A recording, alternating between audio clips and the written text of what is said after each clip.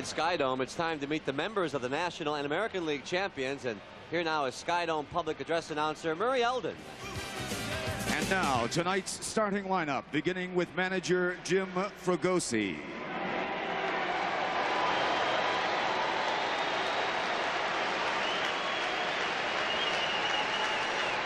Leading off for the Phillies, the center fielder number 4, Lenny Dykstra.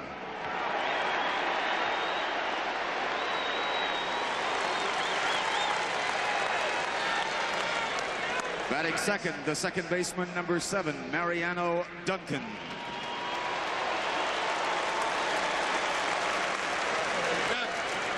Batting third, the first baseman number 29, John Kruk.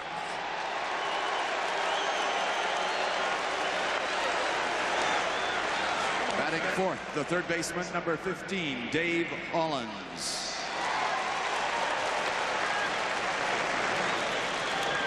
Batting fifth, the catcher number 10, Darren Dalton.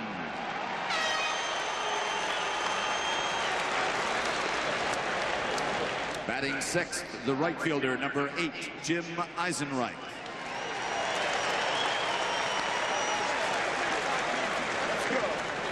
Batting seventh, the designated hitter number 17, Ricky Jordan.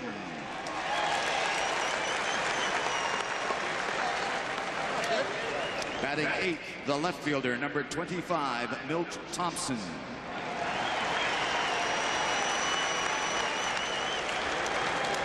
Batting ninth, the shortstop number 19, Kevin Stocker. Tonight's starting pitcher warming up in the bullpen, number 38, Kurt Schilling.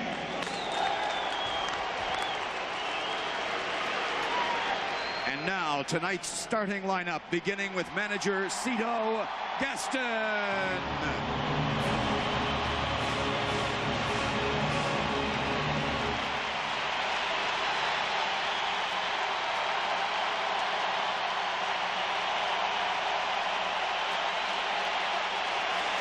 Leading off the first for the Blue Jays, the left fielder number 24, Ricky Henderson.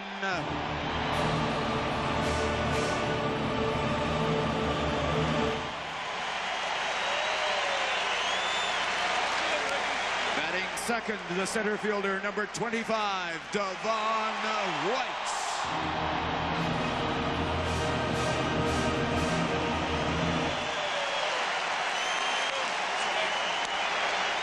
Batting third, the second baseman, number 12, Roberto Alomar.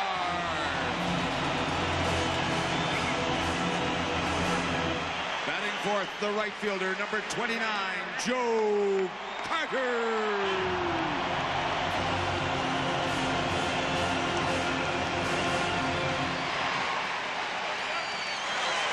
Batting fifth, the first baseman, number 9, John Olerud.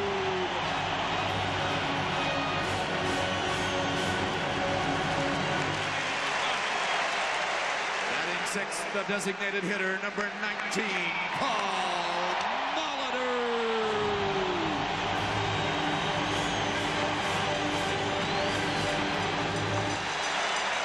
Batting seventh, the shortstop, number 1, Tony Fernandez.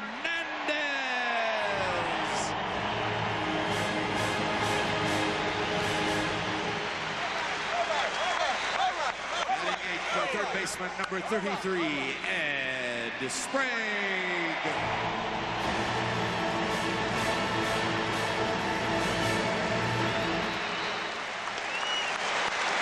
Batting ninth, the catcher, number 10, Patch Borders.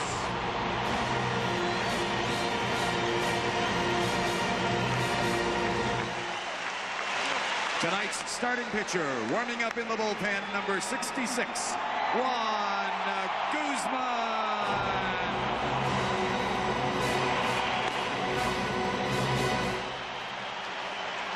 Ladies and gentlemen, please give a warm Skydome welcome to the Queen of Soul, Arista recording artist Aretha Franklin, who will sing the American National Anthem for this evening's game. Accompanying Aretha are the U.S. Marines Color Guard and the Royal Canadian Mounted Police Color Guard. Oh, say, can you see by the dawn's early light what's so proudly we hailed at the twilight's last gleam. Those broad stripes and bright stars through the perilous flight of the ramparts we were so gallantly streaming.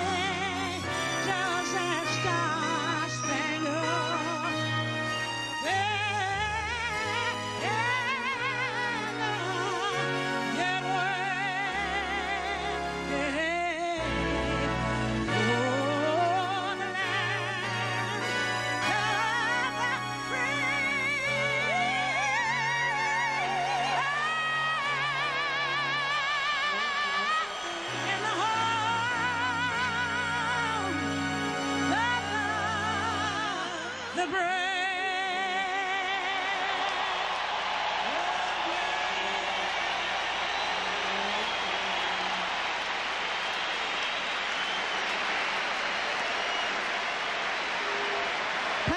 Now, ladies and gentlemen, here to sing the Canadian national anthem is Canada's own Michael Burgess.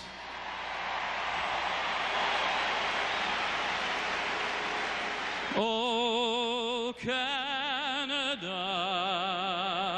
our home and native land, true patriot love in all our sons' command, car ton brasse porte le paix, il sait porter la croix. Ton histoire est une épopée des plus brillants exploits. God keep our land glorious and free. Oh, Canada, we stand on guard for thee. Oh, Canada, we stand on guard for thee.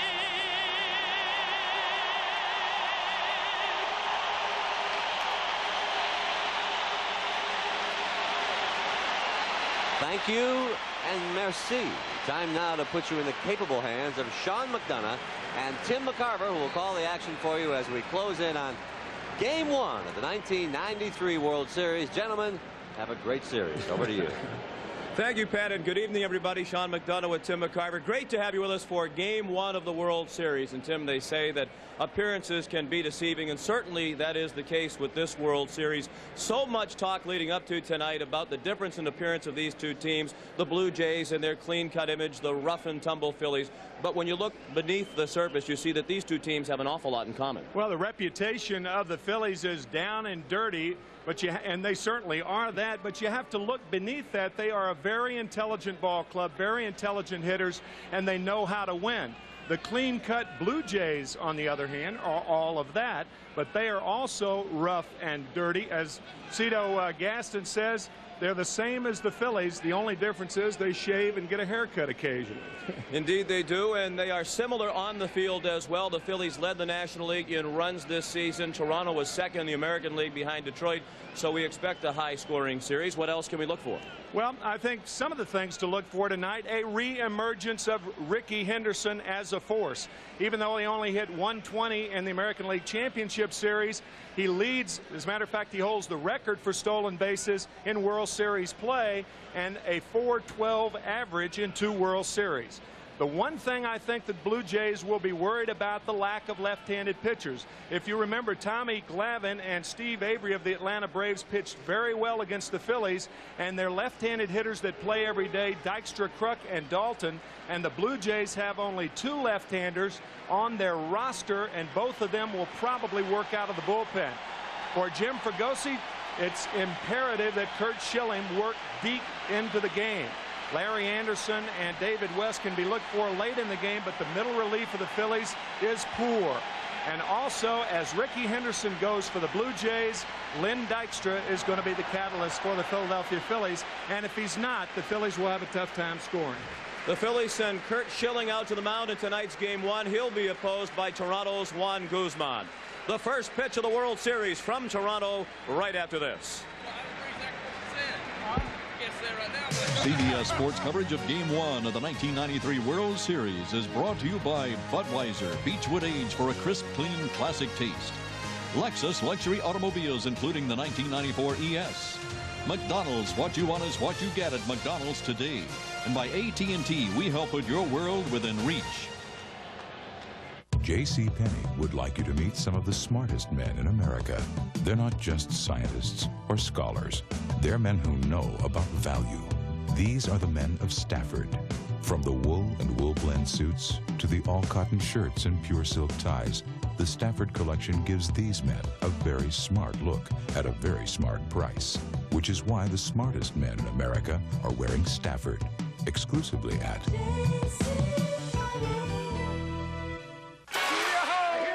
Are loaded with cheeseburgers at McDonald's. So who's on first? 2 double cheeseburgers for $2. Is it double on first? Double doubles with 2 triples on second for $3. A triple on second? Double triple. Thanks to McDonald's Double Plays, you can get 2 double cheeseburgers for $2, 2 triple cheeseburgers for $3, and a great deal on a triple cheeseburger extra value meal with Coke and fries. That's what I said at first. No, at first the 2 double cheeseburgers. What you want is what you get at McDonald's today. For quick response, for smooth acceleration, turn him loose. For a cleaner engine, turn him loose. Move up to 93 octane Exxon Supreme and turn the Tiger loose.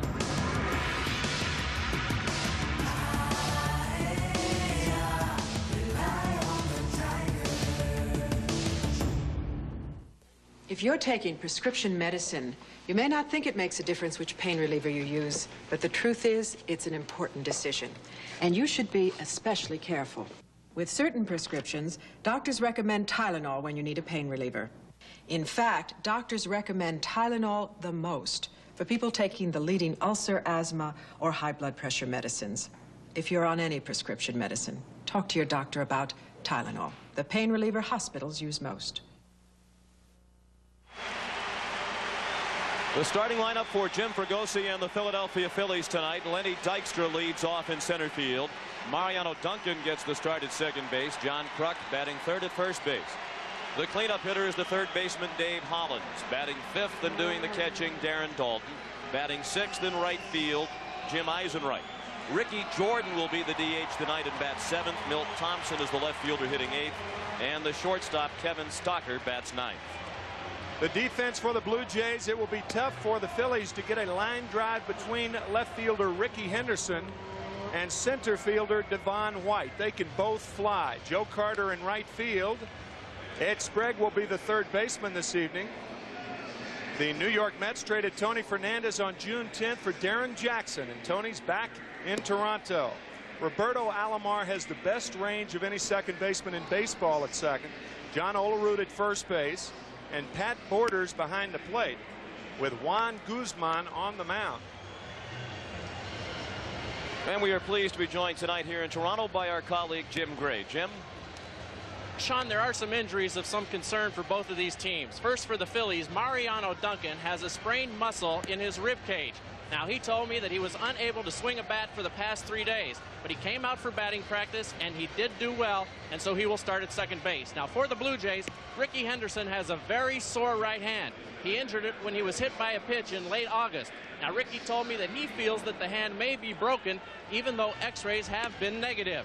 Now, he said that he will play tonight. He's in tremendous pain, and it does hinder his swing. Sean?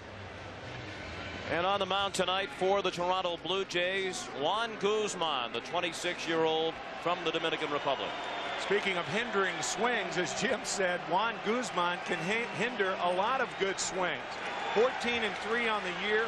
He is 5-0 in postseason, and listen to this. His lifetime record is 40-11. That's in the regular season. When you add the 5-0 in the postseason, 45-11 lifetime. And Lenny Dykstra will lead off. He hit .305 during the regular season. This will be the first time that the first pitch of the World Series has ever been thrown outside the United States. And the first pitch of the '93 World Series, a fastball for a ball to Lenny Dykstra. Of course, this is only the 4th game played in the World Series outside the United States, and the first 3 were last year when the Blue Jays hosted games 3, 4, and 5. 1-1 on Dykstra, who had a hit in every game of the League Championship Series. And 3 in the last 3 games of the 1988 series. So Lenny with a 9-game hitting streak in postseason play. 2 balls and 1 strike. Davey Phillips of the American League is the home plate umpire.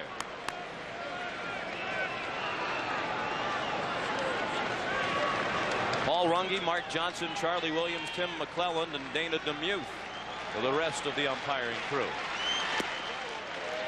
Another close pitch called the ball, and Dykstra is ahead in the count 3-1. Dykstra will probably take here. He takes often when he leads off a game 2-0 and 3-1. Tell you, talking about Guzman, there are very few pitchers where catchers just say, just throw strikes. Doesn't matter where they are, just throw strikes. Tough to tell where a couple of those pitches missed. Guzman appeared to be very close to the strike zone, if not in it. But 4 of the 5 pitches were called balls. Dykstra, like his counterpart Ricky Henderson, that pitch looked a little low, but his counterpart Ricky Henderson, both of them work the strike zone like an accordion, trying to duck under balls, and they're always a moving target, and they're tough to call balls and strikes for a home plate umpire. Mariano Duncan is the hitter.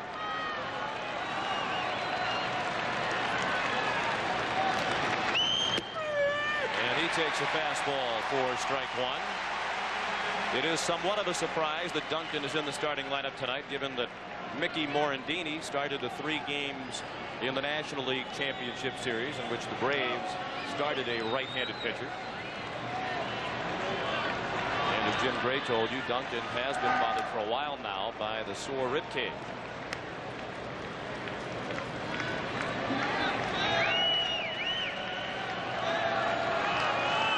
John Kruk is on deck. We're just underway with game 1 of the World Series, and the Phillies have the lead man on. And Guzman will keep an eye on Dykstra.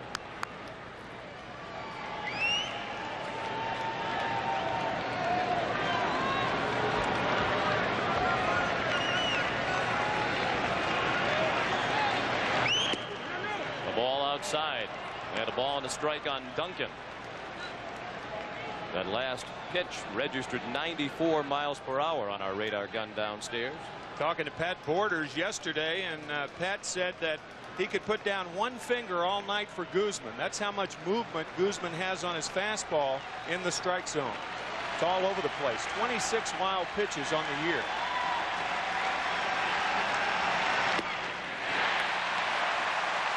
And plenty on that pitch. 1-2 on Duncan. Guzman with 194 Ks on the regular season, but that's that fastball we were talking about. You can blow it by most hitters. Dykstra stole 37 bases during the regular season. He was only thrown out 12 times, and he's running with the pitch, which is a ball. Borders throw, gets by Alomar, and is backed up by Fernandez.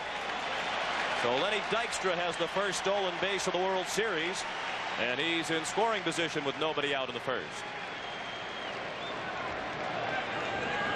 Dykstra with a tremendous jump. Borders had no chance. You see that funky little move of Juan Guzman. He picks his leg up and then straightens it out. A lot of pitchers use either the slide step or the high kick. It appears that Guzman uses both, and for that reason runners can get a good jump.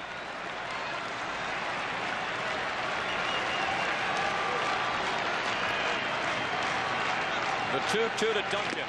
He struck him out. Foul tipped into the middle. Borders for strike 3.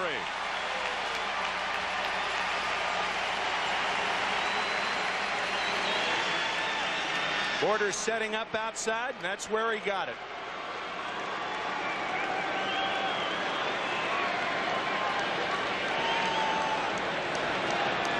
One out, a runner at second. No score in the top of the first for John Kruk, who is 8th in the National League in hitting with his .316 average.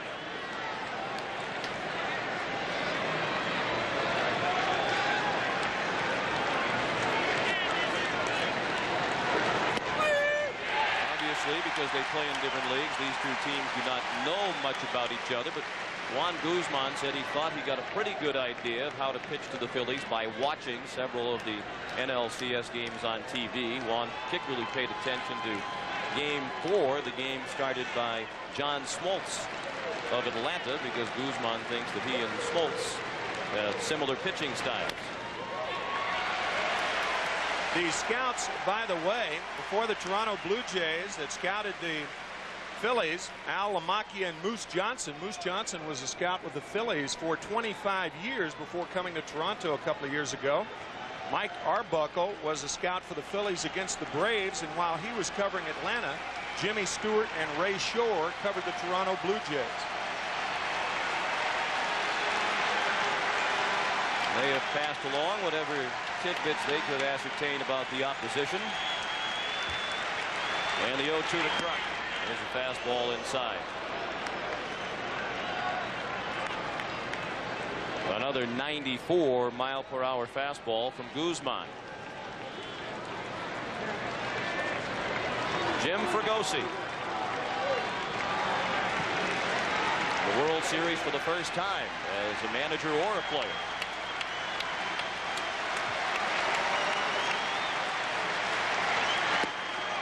Just missed. And the count is 2-2 on Kruk. He'll be followed by Dave Hollins. Kruk got off to a fast start against the Braves and then was cold the last 3, which he went 1 for 13.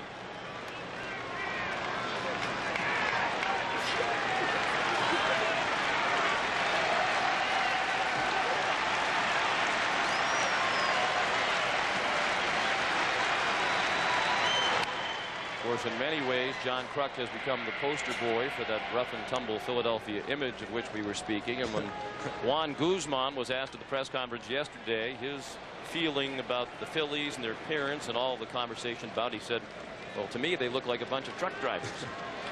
I'll tell you, if John Kruk's a poster boy, it's a big poster. When Kurt Schilling was asked about Guzman's comment, he said, he's right. We do look like a bunch of truck drivers. Another 2-2 pitch.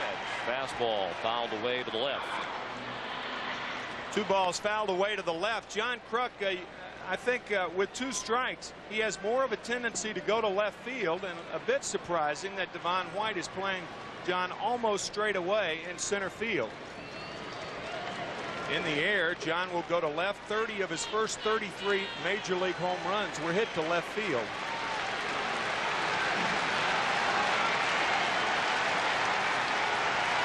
No score in the top of the first. Lenny Dykstra is the runner at second. And another 2-2 to Kruk. Line to left center and sinking fast. That falls in for a hit. Dykstra around to score, and the Phillies lead 1-0 on an opposite field single by John Kruk.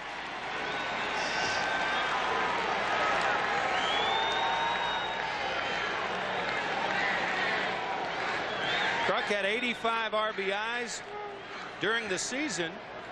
During the league championship series, the first 3 games he was doing well. He was 5 for 11, but only 1 for 13 in the last 3 league championship series games, but puts the Phillies in front with the first hit of the ball game.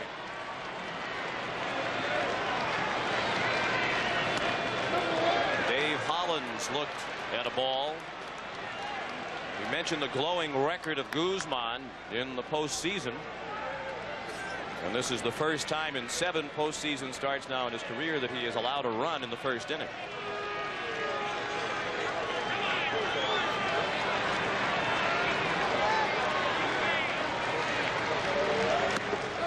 Ball 2-0 on the switch hitting Hollins. He's a better right-handed hitter.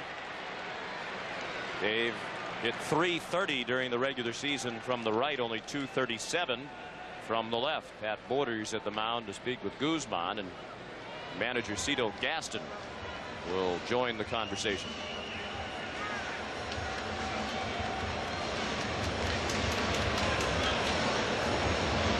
Juan Guzman 5-0 in postseason play. Jack Coombs and Herb Pinnock, a couple of old-timers, and Lefty Gomez with a 6-0 record. You may remember John Smoltz was 5-0 in the National League Championship Series, but he was beaten on 2 unearned runs in Game 4.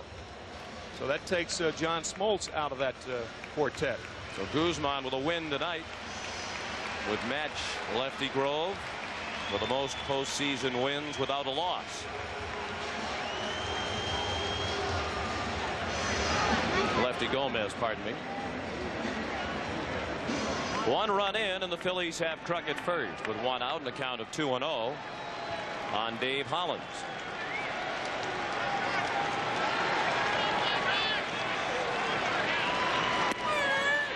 And after the conversation with Gaston, Guzman delivers a strike, 2-1.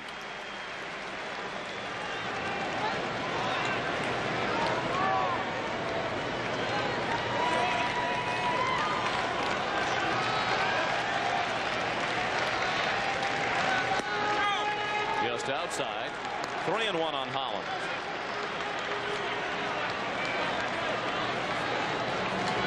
And he'll be followed by Darren Dalton.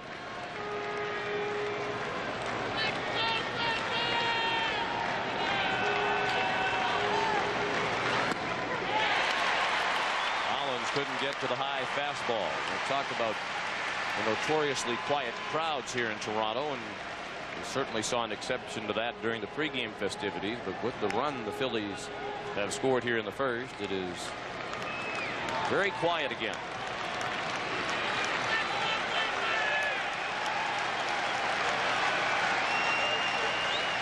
The payoff pitch with the runner going is ball 4.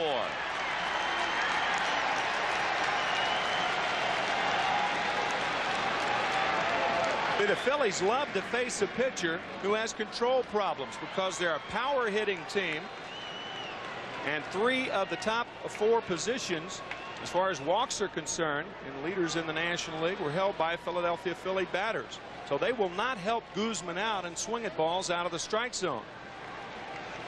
As a team, they drew 665 walks during the regular season in 162 games. Darren Dalton, one of those patient hitters. He walked 117 times during the regular year. He's up with 2 men on and 1 out. 1 run in. The Phillies lead 1-0. Guzman has walked 2 in the inning. He's given up the RBI single to Kruk. And he has a strikeout of Duncan to his credit. I think when Cito Gaston came out to the mound, it was just to reassure Guzman that he thought some of those strikes or those pitches to Dykstra were strikes also. And I think Borders thought that pitch was a strike. And he took off his mask and said something to Dave Phillips, the home plate umpire. Usually umpires don't mind if a catcher keeps his face straight away to center field, and he'll allow him a little more leverage in what he has to say. Davey Phillips in his 23rd year as a major league umpire, working his 4th World Series. He's the crew chief for the 6 umpires assembled.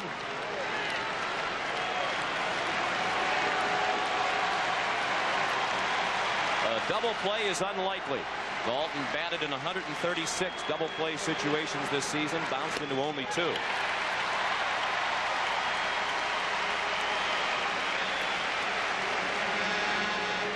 That was the lowest rate in the majors among everyday players.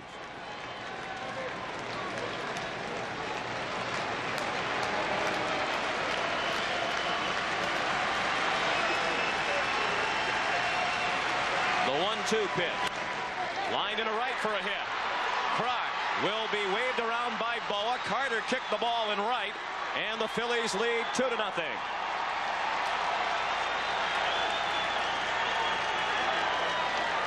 Darren Dalton, an RBI single to drive in the 2nd Philadelphia run.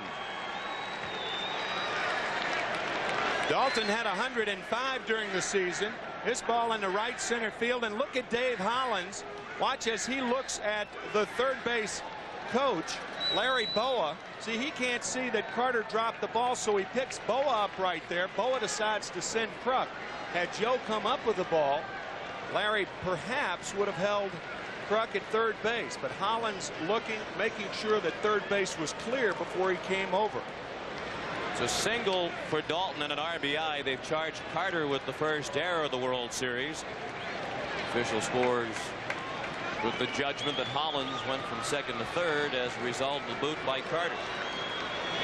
Still only 1 out. 6th batter of the first inning for Philadelphia is Jim Eisenreich, who took ball 1. He platooned in right field during the regular season in the League Championship Series with Wes Chamberlain. During the regular season, he hit .318.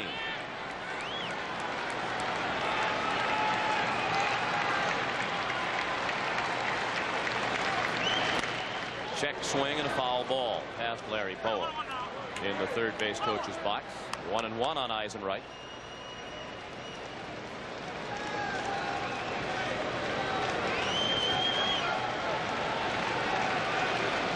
Two runs on 2 hits and 2 walks in the inning for the Phillies.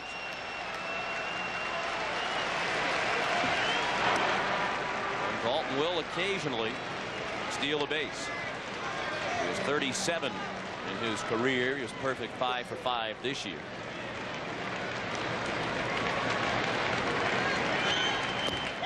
Eisenreich chased a breaking ball at his feet, 1-2. That's a terrific play by Pat Borders. That ball in the dirt certainly saved a run.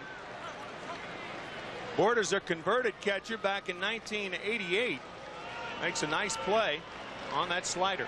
He started his professional career as a third baseman. When he first made the transition to catcher, he had absolutely no idea what he was doing back there, and was terrible at blocking ball. Breaking ball got Eisenreich. On the 31st pitch of the inning for Guzman, that's the 2nd out. So Guzman got ahead and expands the strike zone. Both the 0-1 and the 0-2 pitch are the slider in the dirt, and a pitcher has to have confidence in a catcher like that, a guy like Borders who can block the ball. 2 nice plays. And the DH is Ricky Jordan. He's used primarily as a pinch hitter this year by Jim Fregosi. In the World Series these days, the DH is used when the American League team is the home team. Pitchers will hit in the games played at Philadelphia. Big question on the Philadelphia side leading up to tonight's game 1 was who would be the DH. Would it be Jordan or Pete Incaviglia? Jim Fregosi elected to go with Ricky Jordan.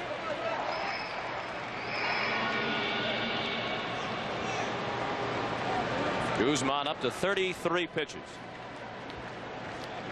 More or less a 50-50 split, strikes to balls.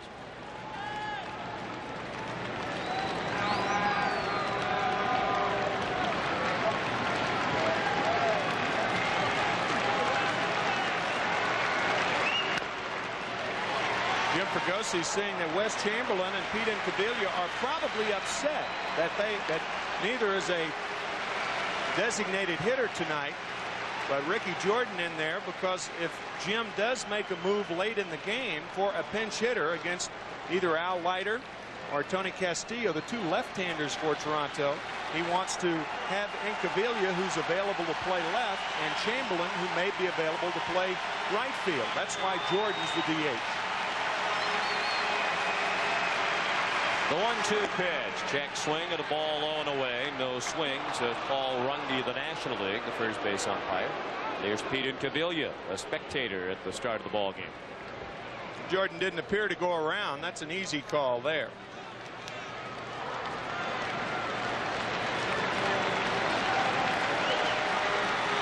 Two balls and 2 strikes. 2 outs, 2 men on. Hollins the runner at third. Dalton at first. The Phillies lead 2-0. It has been a long top of the first.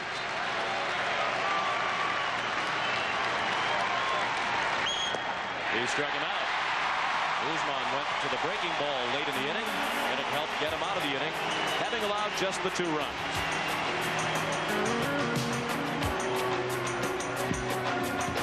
Today's office doesn't always come with 4 walls, so no matter where your employees do business, AT&T has a way to help.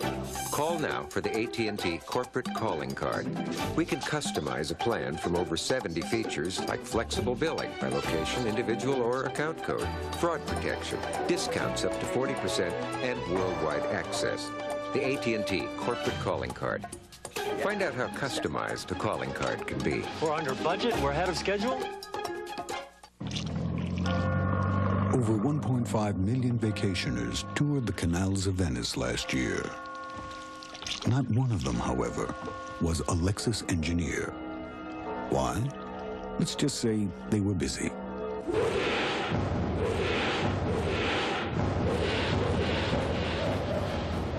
The 1994 Lexus ES, improved, revised, refined. In a word, new.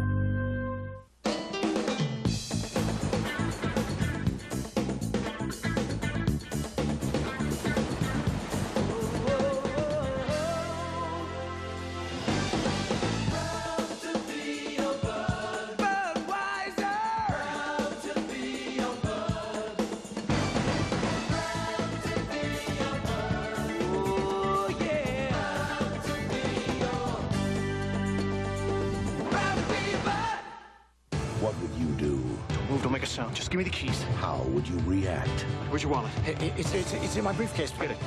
Would you do the unthinkable? Put down the knife. Experience TV's most shocking hour. Experience Emmy's best drama. The season premiere of Picket Fences in 6 days. The lineup for Cito Gaston and the Toronto Blue Jays tonight. Ricky Henderson leads off in left field. Batting second, the center fielder Devon White. The second baseman Roberto Alomar bats third. The cleanup hitter is right fielder Joe Carter. John Olerud bats fifth at first base. Paul Molitor, the DH, hits sixth. Tony Fernandez is the shortstop, batting seventh. Ed Sprague at third base hits eighth, and the catcher Pat Borders bats ninth.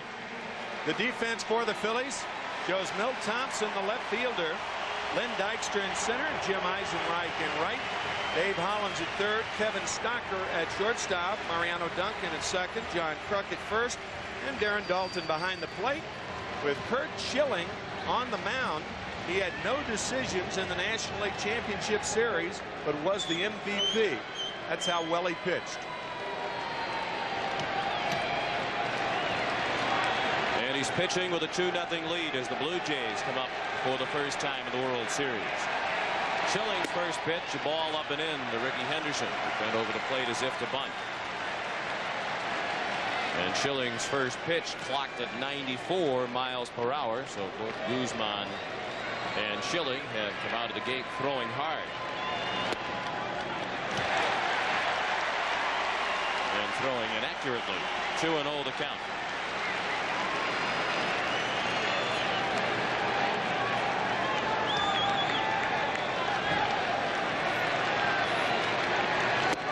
And a strike at the belt. Henderson did not provide much of a lift to the Toronto offense when he came over to the Blue Jays in a midseason trade for top pitching prospect Steve Carsey. In 44 games with the Jays, Ricky hit only .215.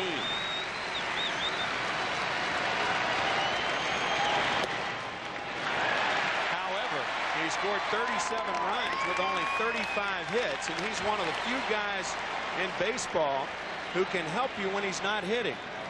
Talked about that accordion stance of his, how he squeezes it up and down. He's a very difficult hitter to call balls and strikes on. Popped up and out of play. A full count on Henderson, who, as Jim Gray told you, has been playing in pain for much of his stint with Toronto. Ricky suffered a bone bruise on his right hand as a result of being hit by a pitch by Seattle's Jeff Nelson on August 22nd. And his left hand has also been sore since early August when he strained a tendon while doing some exercises designed to strengthen his left shoulder. Ball 4.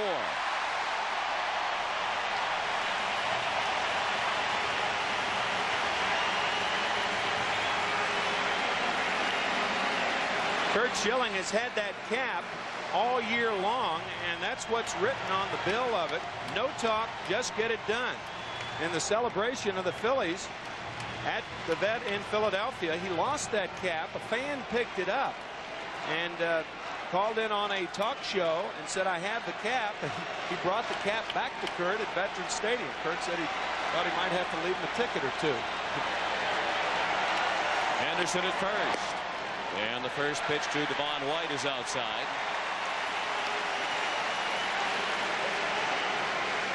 White has benefited from having Henderson hitting in front of him in the Toronto lineup. Devon White is an excellent fastball hitter, and he sees more fastballs when Ricky is at first base, as he is now.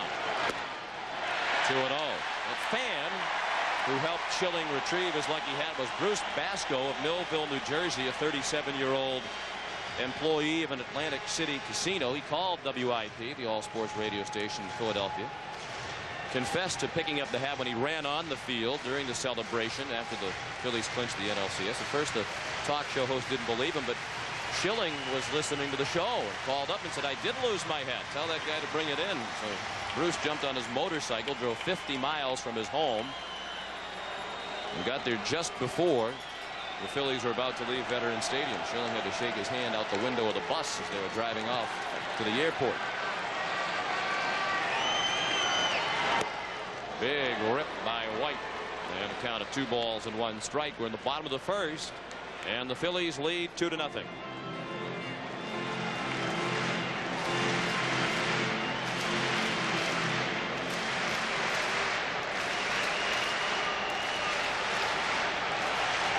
Dalton keeping an eye on Henderson, as is Schilling. Good reason to keep an eye on Ricky. He is the all-time major league leader in stolen bases, 1,095.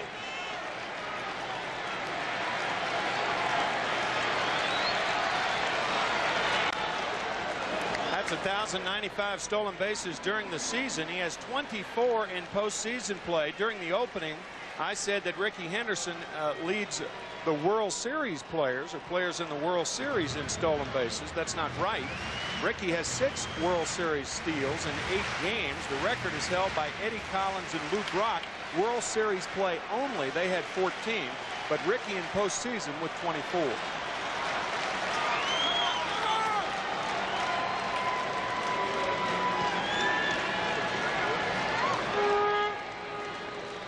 The flip side of that is it isn't very easy to steal on Schilling. And the Philadelphia staff in general does a good job holding on runners. Ricky bluffed, and it's a double play ball. Stocker to Duncan. Double play. Very close at first, but Devon White called out. 6-4-3, 2 outs, and the base is now empty.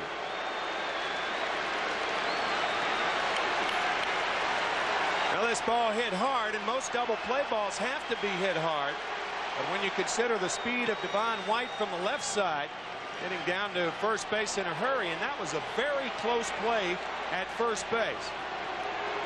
Duncan looked safe on the first replay, and again, I think he was. I think you're exactly right. Looked like he beat the throw, but Paul Runge calls him out.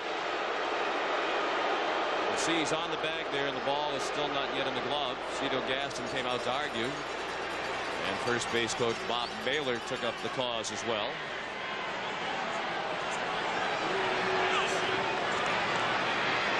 The reason that double play took so long in developing is that a left-handed hitter was up. Mariano Duncan was not shooting close to second base and had farther to go than he normally would have. He looked safe at first. Alomar looked at strike one.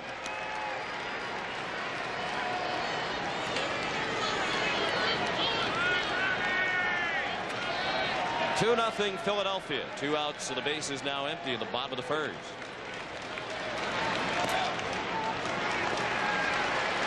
Saw the average of Alomar, 326. That was good for third place in the American League during the regular season. And the Blue Jays finished 1-2-3. Olerud, Molitor, and Alomar. It's the first time that teammates have been 1-2-3 in the batting race in exactly 100 years, when that trio of Hall of Famers led the National League and all played for the Philadelphia Phillies. Strike three. Alomar called out on a pitch over the outside corner. After one in Game 1 of the World Series, the Phillies lead 2-0.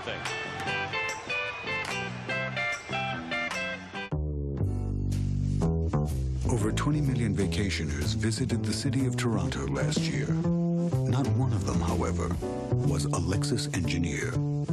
Why? Let's just say they were busy.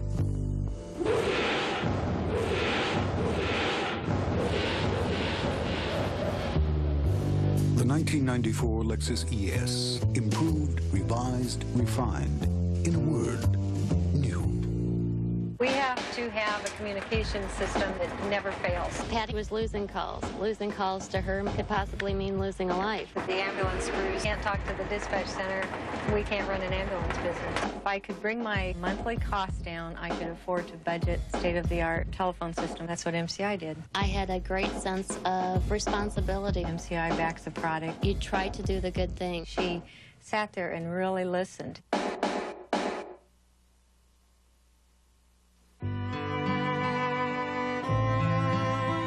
Hunger in the United States is at a record level. The best estimates are that there's 30 million people that are hungry in this country. There are many, many infants and young children who suffer from malnutrition. There's just no excuse for that kind of tragedy. What Share Strength does is we get resources to communities so that they can feed more people more effectively. It's going to take a lot to solve hunger in this country. We're grateful for American Express card members' support in helping to provide a meal every time they use the card. Now till December 31st, use the American Express card to help feed millions of people. The charge against hunger is a battle that we can win. Everybody thinks programming a VCR is so incredibly complicated. Record Channel 3 Sunday, 7 p.m., 8 p.m. What's the problem? Magnavox, the only VCR with Smart Talk remote. Smart, very smart. October 27th. Head south with Glenn Fry and Aries Spears. Give me a kiss, baby. South of Sunset. First pitch of the second inning, bounced back to the mound by Milt Thompson. Guzman throws him out after bobbling it for a moment. Well, we had our first fireworks of the World Series during the break between innings. Roberto Alomar called out on a pitch that on that angle certainly appeared to be high enough, and from this angle appeared to get a piece of the corner. But Cito Gaston was displeased with the umpiring in the first inning, and after inviting Davey Phillips, the home plate umpire, to come a little bit closer, he engaged him in some chin-to-chin conversation. I think it really started with the first batter of the ball game, Tim. The pitches to Dykstra, some of them appeared to be called strikes, pitches that were called balls looked like strikes, is what I'm trying to say. And Dykstra wound up walking to lead off the ball game. And then you had what appeared to be Devon White beating the play at first base, and Gaston went out to argue that play, and before he was able to sit down in the dugout, he thought that Phillips was squeezing Roberto Alomar, but as you could see, that last pitch looked like a strike. A manager cannot argue balls and strikes. That's an automatic ejection. However, common sense would dictate that umpires are much more lenient in the World Series.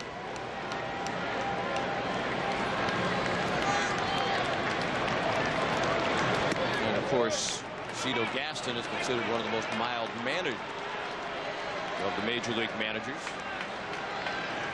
But it didn't take him long to get hot tonight. His team trails 2-0 in the top of the second. One out, and the base is empty, and 3-1 is the count on the shortstop, Kevin Stocker. John Olerud will play it himself. Slide in the first to beat Stocker for the second out of the inning. And Guzman has now retired 4 in a row since the RBI single by Darren Daulton that drove in the second run. Baseball went 100 years since their last worst to first team back in 1890. The Louisville Colonels did it in what was then a major league, the American Association, and it's happened 3 times in the last 3 years. Minnesota and Atlanta, the year that the Twins won the World Series, and in 1993 the Philadelphia Phillies. They were in last place last year, first place this year. They finished 26 games behind the Pirates. Lenny Dykstra looked at strike one. He walked, stole second, and scored the first run of the ball game on the single to left by John Kruk last inning.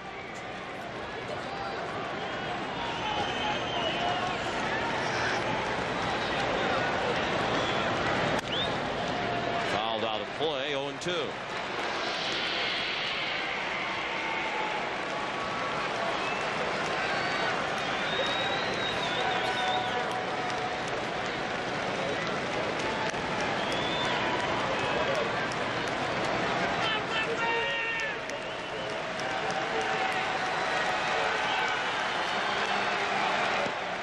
Ball in the dirt. In addition to looking at the tapes and listening to the scouting reports provided to Guzman by Al Lamacchia and Moose Johnson, Juan said he was also going to give his old pal from the Dominican Republic, Ramon Martinez, a call. Who, of course, is a pitcher for the Los Angeles Dodgers, a good friend of Juan Guzman. That should be enough information to get you through a start against the Philadelphia Phillies. Alomar throws him out. And the Phillies go in order on 3 ground balls after an inning and a half. 2-0 Philadelphia. It has a computer-controlled safety system, but it isn't an F-15 fighter. It has gold-plated connectors for longer life, but it isn't a deep space probe. It cost hundreds of millions of dollars to develop its technology, but it can be yours starting at around $13,000. It's the 1994 Toyota Corolla. You can't buy a more impressive car for less. Imagine a wonder drug that could help reduce minor arthritis pain so the Panthers wouldn't lose their star shortstop. One that could relieve headaches so more boys could come out to play. A drug that studies show reduces the risk of second heart attacks. Imagine a drug that holds answers to all these ailments so families could gather for years to come. A wonder drug? Yes, it's genuine Bayer aspirin. The wonder drug that works wonders. In Lake Edna, you can get a quarter for $1.99. Come into KFC and enjoy a quarter of the Colonel's Rotisserie Gold, slow roasted, deep marinated, and now with a cornbread muffin just $1.99. At KFC, we do chicken right. Jell-O gelatin's just 12 cents a serving. That's 4 cents for the giggles, 4 cents for the improved motor skills, and 4 cents for creativity. Hello, Jell-O. Whatever your budget, there's always room for Jell-O. You're unbelievable.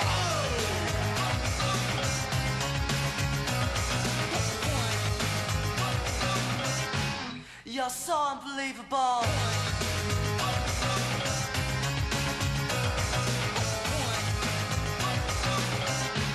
You're unbelievable.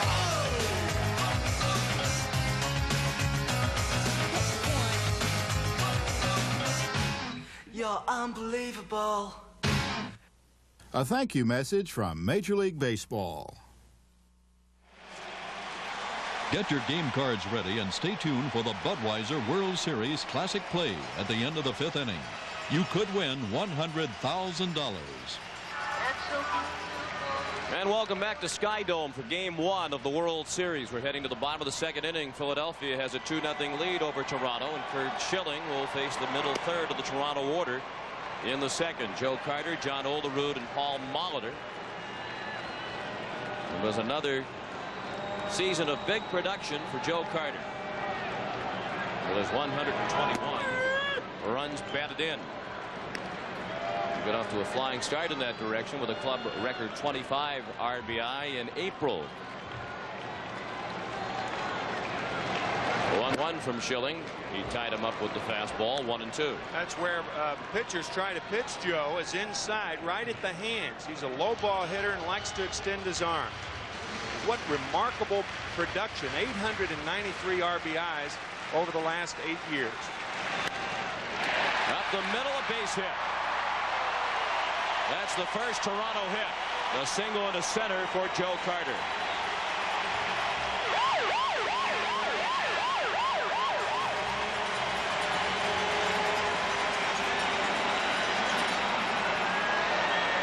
Schilling gets the ball away from Carter.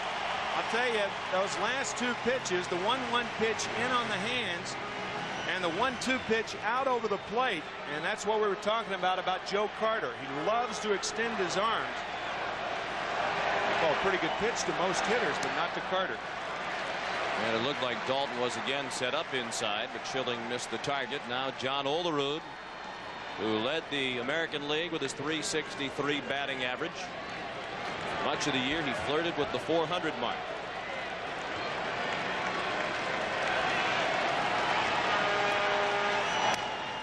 In on the hands, but a base hit. Soft line single in the left. So the Blue Jays open the 2nd with back-to-back singles. Carter at 2nd and Olerud at 1st. This a good pitch by Schilling, a slider in on the hands, and it's fisted the other way. Olerud, a guy who uses all parts of the field in which to hit.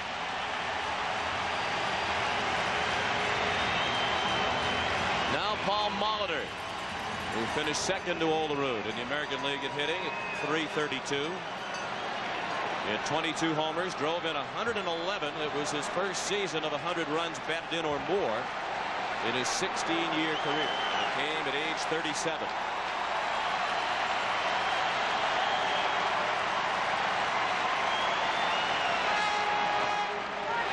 In the dirt, it got through Dalton, and the runners will move up. And now the tying run is at 2nd base for Toronto in the 2nd. I think Molitor may have blinded Dalton. The bat may have been in the same path as the ball. Nope, that was not the case. But Dalton, if he has a problem, it's getting down on balls in the dirt. He has had 6 operations on his left leg, his left knee. His 7th coming this winter, and he does have a problem, and that's really his only problem as a catcher. Still no scoring decision, and now it has been scored a pass ball. Molitor couldn't get the high fastball. Of course, Paul's first 15 seasons in the majors were spent with the Milwaukee Brewers. And he has waited 11 years to get back to the World Series. He last appeared in the Fall Classic with Harvey's Wallbangers, the Brew Crew of 1982. The 1-1 pitch. Up and in, 2 balls and 1 strike. And it was 11 years ago, about this time, when Paul Molitor became the first man to get 5 hits in a World Series game in Game 1 against the Cardinals in St. Louis. That was on October 12th of 1982.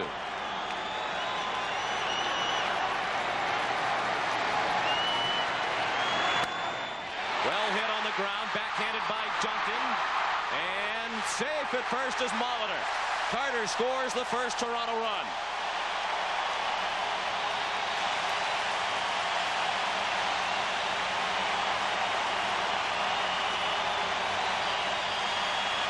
Molitor hits this ball very hard, a slider on the outside part, and watch Duncan. He does finally get to his knee, his right knee, and his throw to first is too late. Looked like he curled the glove hand up under his legs and had a tough time getting rid of it, and Molitor with an infield hit and an RBI. So 3 straight hits to open the inning. John Kruk with an animated discussion with Kevin Stocker. The pitching coach Johnny Padres visited Schilling and Dalton at the mound. Carter started the inning with a single, took a base on the single by Olerud, and scored on the single by Molitor. The pass ball helped Carter and Olerud move up 90 feet. And now Fernandez with the tying run at third, the go-ahead run at first.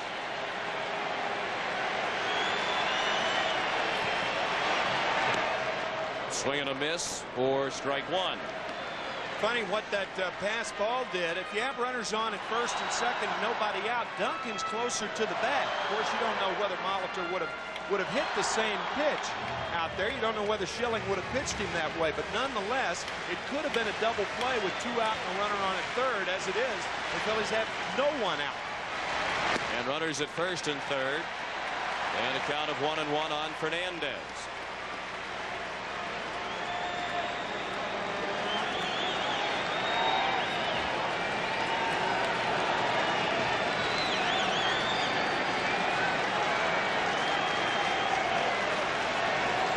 In his first World Series game, and he pops one out of play to the left. Tony was not a member of the Blue Jays last year when they won the World Series. He's one of the 12 new faces. It's really a team that's 50% different from the World Championship team of a year ago, and the Blue Jays deserve a lot of credit for getting back with largely a different cast of characters.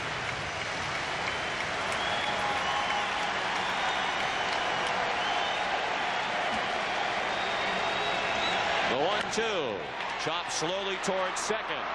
Duncan to Stocker for the out on Molitor. The tying run across as Olerud came in from third, and the Phillies and Blue Jays are tied at 2.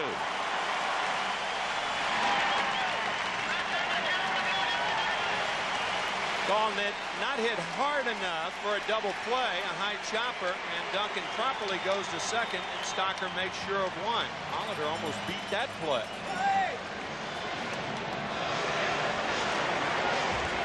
2 runs on 3 hits for the Blue Jays, all of that here in the second. Phillies scored twice in the first. Now it's Sprague.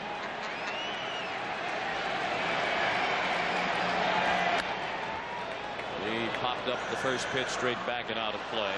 Sprague was a regular at the major league level for the first time this season as he took over at third base for Kelly Gruber, who was traded to California in the offseason. Sprague had a very solid year at the bat and in the field.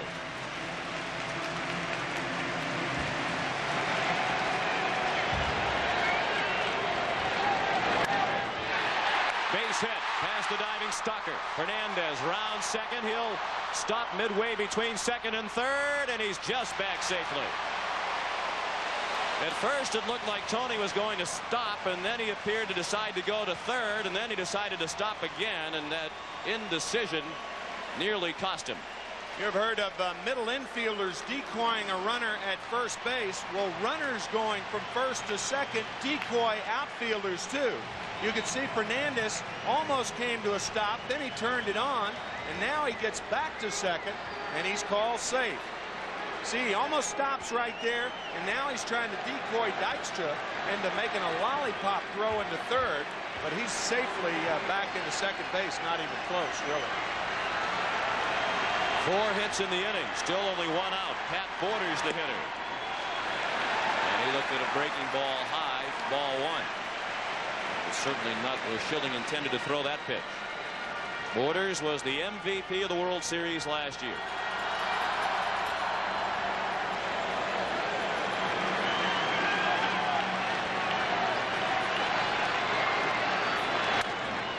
Check swing, caught by Kruk, race to the bag, won by Sprague because Kruk fell down. Had John remained on his feet, he had an excellent chance to double up Sprague, but he stumbled going to the bag, And Sprague made it back to first safely. Just bad luck for Kruk as he stumbles and can't reach the bag. Nice play by Ed Sprague. Runners are all often told, watch the line drive. That's easier said than done.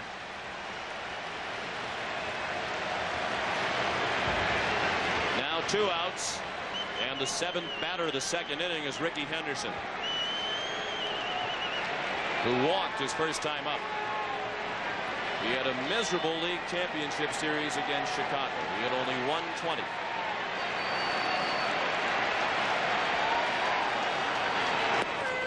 And there was even some talk that perhaps here in the World Series, when the scene shifts to Philadelphia and they try to find a place for Paul Molitor, that Molitor would play left field because of the struggles of Henderson. Tito Gaston said yesterday, Molitor won't play left field unless everybody else on the Blue Jay team is dead. And rather definitive as well. There's Molitor, and there's Ben Rivera, who has started throwing in the Philadelphia bullpen. We're tied at 2. As you might expect with these 2 high-scoring teams, Game 1 is off to an offensive start. Come on, Ricky, you can do it, Ricky. You can do it.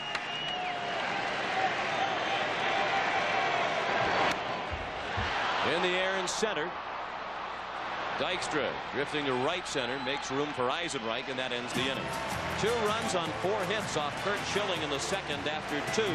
2-2 the score. I finally made it to the big leagues. And my first game, we get the call. And I'm thinking, how lucky can a guy get?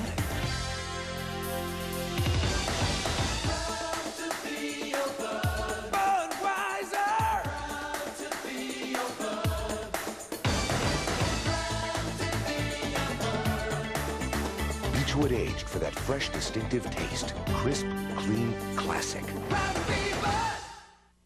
Rangers. Cherokees. Broncos. Explorers. Pathfinders. Blazers. Any pickup or 4x4. On-road or off. Introducing the tough new LTX Light Truck Series from Michelin. John Rainwater, 207,258 miles. William Bailey, 124,708 miles. For the last few years, over 60,000 Toyota truck owners have shared their 100,000-mile stories with us. 60,000. Judging from that kind of response, it seems when people think of reliability, they picture a Toyota. Got 100, 200, 300,000 miles or more? Call us. Toyota trucks, you just gotta love them. What's the worst day in a woman's life? When she's 30! Celebrate Corky's birthday. This party's going to be about as festive as an evening with Dr. Kevorkian. All new Murphy Brown. Then, Jack proves chivalry isn't dead. Would you please give me a little help here? It just hurts a little. Love and War after Murphy Brown, Monday. CBS Sports coverage of Game 1 of the 1993 World Series is brought to you by Budweiser Beechwood Aged for a crisp, clean, classic taste. Toyota and their full line of quality cars and trucks. Toyota, I love what you do for me. American Airlines, something special in the air. And by Michelin, because so much is riding on your tires. Curt Schilling, who only gave up 3 earned runs in 16 innings of work in the league championship series against Atlanta, knocked around 4 hits and 2 runs in the second inning of Game 1 of the World Series by the Blue Jays. So we're tied at 2 as the Phillies bat in the third. Mariano Duncan to lead off. He struck out swinging his first time up. John Kruk on deck, and then Dave Hollins against Juan Guzman. After a sloppy start, has retired 5 in a row. You can almost sense a more relaxed delivery on the part of Guzman since that first inning, and certainly that's normal. Nervous in the first. Duncan with a shot in the left and a base hit. Kicked momentarily by Henderson, but he got on top of it quickly, and Duncan has a leadoff single. This ball hit hard to left field. That unusual swing by Duncan. We mentioned in the NLCS that he looks almost like Eric Davis. He drops that bat down so low. Momentary bobble by Henderson didn't hurt. John Kruk singled to left to drive in the first run of the ball game in the first inning. And he scored the second run. He came in on a base hit by Darren Dalton. Funny, Duncan holding his hands down low around the belt, and contrast that with John Kruk and how he holds the bat above the helmet. It really doesn't matter how you start as far as your stance is concerned. It's where you are when the ball's about 15 to 20 feet from home plate, and all good hitters are almost in the same position. Dennis Menke, the Philadelphia batting coach, says with Kruk's stance, his approach is really based on timing. Timing is so important in his swing that if he gets just a little bit out of sync, he can have a little bit of a downturn, as he did late in the regular season. And the last 3 games in the LCS when he went 1 for 13.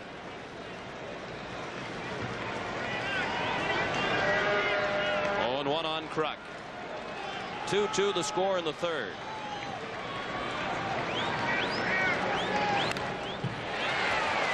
Oh, and 2 the count on Kruk.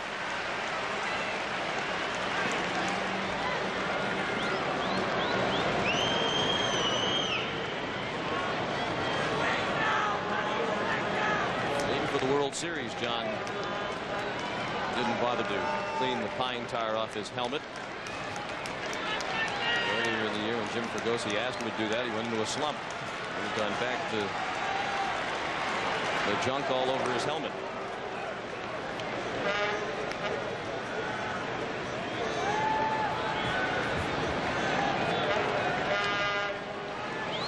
Fans up here in Toronto getting their first taste of Krukisms. And in large doses. He was a popular figure at the press conference yesterday and was surrounded by reporters and cameras as the Phillies took batting practice. Of course, the papers had picked up right where they left off. The Phillies' appearance, so much of a topic of discussion and print during the LCS, and that has continued. The World Series previews. Pitch in the dirt, an excellent pitch on which to run for Duncan, and he steals second without a throw from Pat Borders. So the Phillies, not known as a running ball club, have 2 stolen bases in the first 3 innings. But see, this is where, if you've never seen a pitcher before, a go-ahead scout can really help a ball club. How long does he take to get the ball to home plate? That high leg kick, and then he smooths it out almost to a slide step, and the ball in the dirt. Borders made a nice play just coming up with it. The second stolen base in 3 innings for the Phillies. And a runner in scoring position with nobody out as the Phillies try to reclaim the lead. 2-2 the count on Kruk. Ball 3 up and in.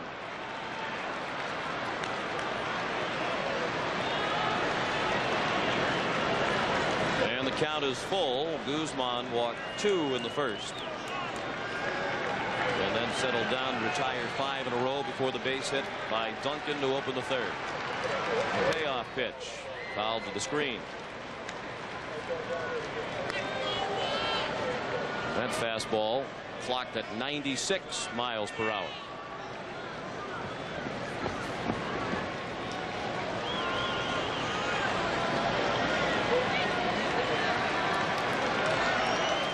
Green didn't seem all that excited to be at the World Series. Another payoff pitch. Bounced into right field. A base hit past the diving Alomar. Here comes Duncan. Carter's throw is not in time. And the Phillies reclaim the lead. It's 3-2. John Kruk is 2 for 2 tonight and has driven in 2 of the 3 Phillies runs. Hit sharply right side. The diving Alomar can't get it. Joe Carter's throw is low enough to keep Kruk at first base. You see how Olerud is faking cutting the ball off. That keeps Kruk there, but the throw too late to get Duncan, and the Phils take the lead again. I think that's what you're going to see in this series. Both teams taking the lead away from one another throughout. Dave Hollins with a fly ball to straightaway center. White the catch for the first out of the inning.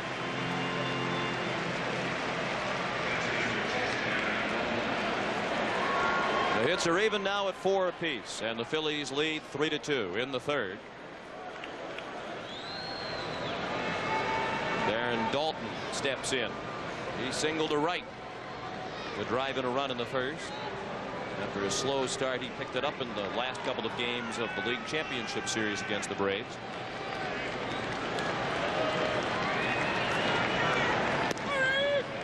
And the first pitch to Daulton is strike one.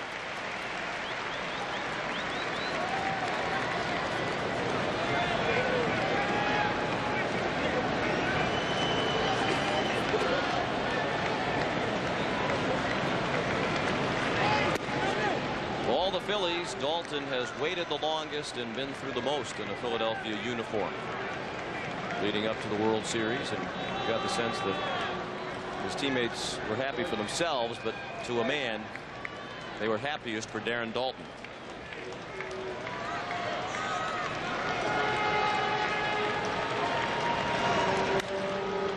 Down the left field line and slicing out of play. Daulton first appeared in the major leagues with Philadelphia back in 1983. And prior to this year, he had never played on a team that finished closer than 15 games out of first place.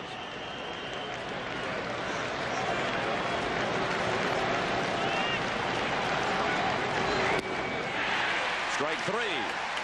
Daulton down swinging at the breaking ball for the second out of the inning and the fourth strikeout of the night for Juan Guzman.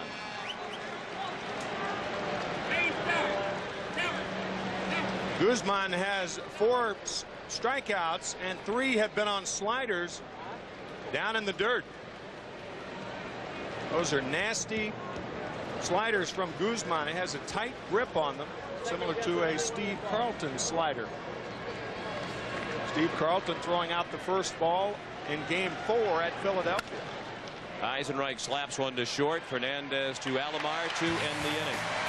The Phillies take the lead. We'll return to Skydome after this message and a word from your local station. In Bosnia, CBS reported on a family separated by war, their home destroyed. This is just one image that stuck with me. I just knew that I had to do something. Touched by our story, David Sager arranged to bring the reunited family to a safe new home in America. The CBS Evening News with Dan Rather and Connie Chung, teamed to cover your world. Hi. Do you know my new show, The Nanny, premieres after the World Series? Oh, you got something right here. The Nanny premieres Wednesday, November 3rd. This is CBS.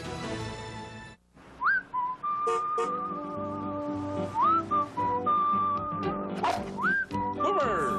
What's wagging? Big 4 again. Usual number. Straight. And box it, too. 50 cents each way. The Pennsylvania Lottery's Big 4 game. Who says you can't teach an old dog new tricks? Don't forget to play both ways every day. You might be the lucky dog who wins. This house is you, Boomer. And the owners aren't anxious to sell. My years in football taught me the value of a great health plan. Hello, I'm Dick Vermeil.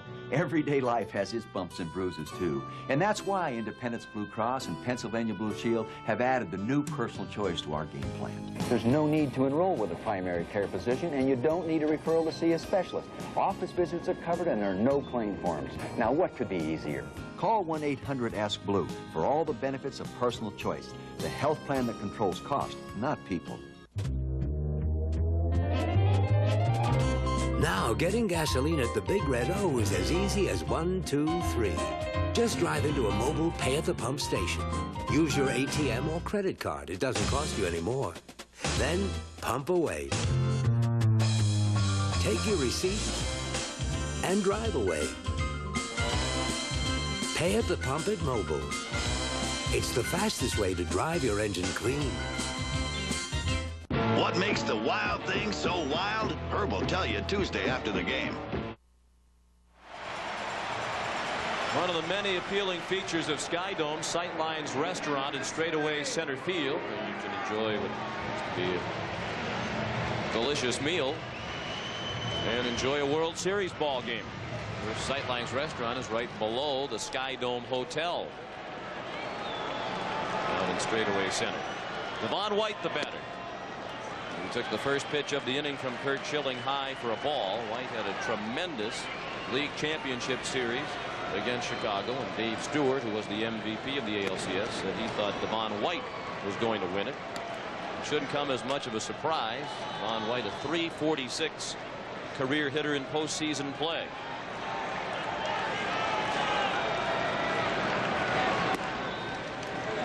That is one of the best averages of all time. Third best, in fact. And look at the company. Lou Gehrig at .361 and Thurman Munson at .357. The only players with a better batting average in the postseason than White, among those who have had 100 or more postseason at bats.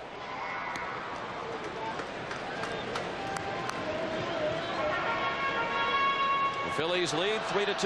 They've enjoyed the lead twice now in game one. They got off to a 2-0 advantage. The Blue Jays tied it with 2 last inning off Schilling. And the Phils reclaimed the lead with 1 in the top of the third. The ball high. Schilling missed with the fastball. The count is full. Devon White from Jamaica. He moved to New York City with his family when he was 9 years old. He was a big soccer player down in Jamaica. Dykstra waving off Thompson, and they misplay it. White around second and heading for third, and he'll get there as the throw is offline. Dykstra had his hand up the whole way as he was approaching the ball, but Thompson kept charging at him, and that did not appear to be a pleasant exchange between the two of them as they went to reclaim their positions. Simply a breakdown in communications. Dykstra up with a glove, Thompson up with a glove, and the ball drops between them. It looked like Thompson got a glove on it. He did. Looked like it hit the left foot of Dykstra. Of course, you can't hear a lot. Dykstra with the hand up, and that does no good because by that time, Milt Thompson is watching the ball. It's an air charge to Thompson, the first Philadelphia error of the ball game. And Roberto Alomar bats with the tying run at third and nobody out. The infield is playing back. Alomar was called out on strikes ending the first. Milt Thompson had only 1 error during the regular season on a Phillies team that admits that defense is a weakness, and we saw outstanding plays by the Phillies and very poor plays by the Phillies in the field during the league championship series. I don't think that was Milt Thompson's fault. I think it was Len Dykstra's fault. When a left-handed hitter hits the ball the other way, the ball's going to tail back to the left fielder. And I think Dykstra, by following that ball, made the mistake of getting in the way of Milt Thompson, because the ball was coming back to Thompson and a much easier play for Milt than Lenny. The 1-2. And Alomar fought it off. He'll be followed by Joe Carter.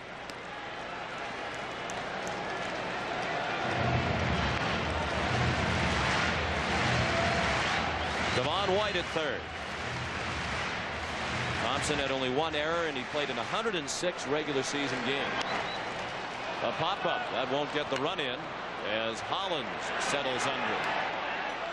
That's the first out of the Toronto third.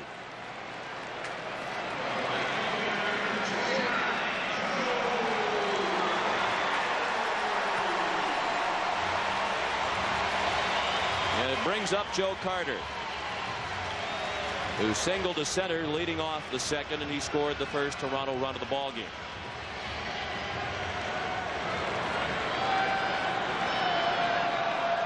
The infield remains back for Philadelphia, and Carter lifts one to right. With White's speed, that should be deep enough. Eisenreich with the catch, and White is on to score the tying run. So the Blue Jays capitalize on the error by Thompson to tie the game at 3. You know, one thing should be noted here, Sean. Devon White being on third base instead of second base. There are a lot of major leaguers who wouldn't run hard out of the box and run through second base and be on third base rather handily. I'd say 80% of guys who hit a ball like that end up on second base. 80% of the big leaguers. And Devon White gets a lot of credit being on third, so he's able to score on the sac fly by Carter.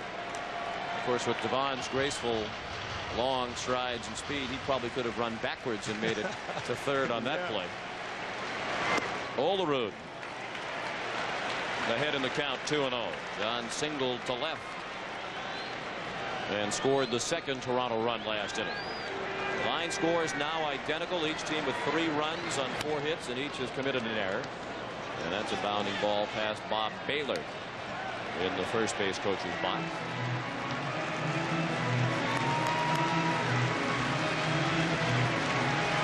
Terry Mulholland will be the Game 2 starter tomorrow night for Philadelphia. Be opposed by Dave Stewart. Nice play on the comebacker by Schilling. And that ends the inning. But the error proves costly to the Phillies. After 3-3 the score.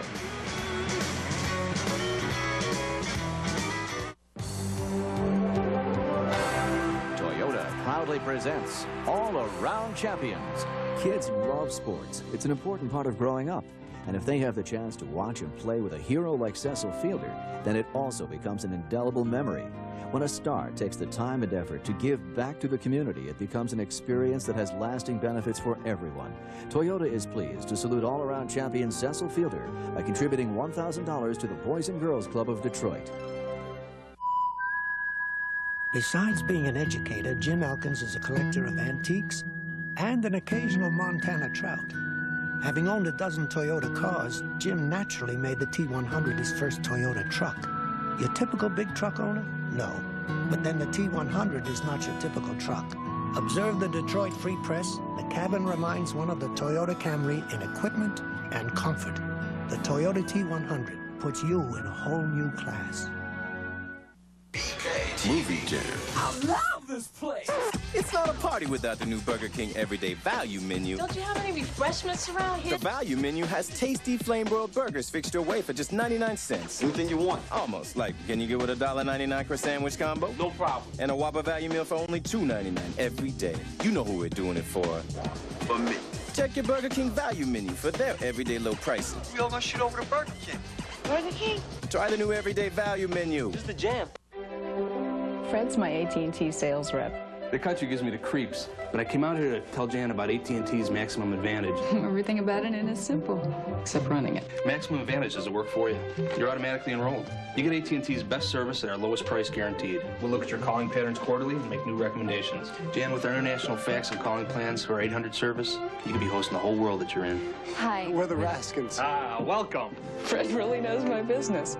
I'm sure I could get him up here full time. This game summary is sponsored by AT&T. 3-3 the score after 3 innings. John Kruk is 2 for 2 and has driven in 2 of the 3 Philadelphia runs. Paul Molitor had an RBI single for Toronto, scored their first run. And Joe Carter has scored a run and driven in 1. And Kurt Schilling was victimized by the misplay in the outfield, the miscommunication between Thompson and Dykstra, which led to the tying run scoring for Toronto in the bottom of the 3rd. Line scores identical as the 4th inning rolls around. And Ricky Jordan looked at a first pitch ball from Juan Guzman. Bottom 3rd of the order, Jordan, Thompson, and Stocker. Interesting to notice the reaction of Kurt Schilling, who gave up 2 runs in the 2nd inning. He was mad at himself. But an error by an outfielder, there's no way that he's going to show emotion on the bench, because that's really showing up your outfielder. And the Phillies and the Blue Jays, for that matter, both teams very professional and very much like a family. Very, very close. Matter of fact, Cito Gaston telling us that he's almost as happy these guys won it this year as opposed to last year with 12 new faces on his team. Even with all the new faces, he feels that this is a more closely knit group than the team that won the World Series last year. And of course, we've heard a lot about the togetherness and harmony of the Phillies, but it certainly looked after the misplay that Thompson and Dykstra were none too pleased with each other. That can often be a reaction just to what happened. You're not necessarily taking it personally. It's just that you're mad because you both messed the play up. I imagine in true Phillies fashion that was probably taken care of in the dugout between innings. Davey Phillips rings up Ricky Jordan. He strikes out for the second time tonight, and that's 5 strikeouts for Guzman, 1 out in the 4th. Now this slider appeared to be outside right there, and outside by a pretty good margin. Oh, yes. As you can see there, that's 6 inches outside. Hitters don't mind if umpires call the high strike or the low strike because they can reach them. But if you can't reach your ball, you can't hit it, and that ball is unreachable. And it appeared that early in the game, right with the first batter, Dave Phillips had a very narrow strike zone, and all of a sudden, when it expands out there, the hitters don't know what to expect when they go up there. Milt Thompson bounced back to the mound his first time up. He tried to check that swing. It was much too late. 0-2 the count.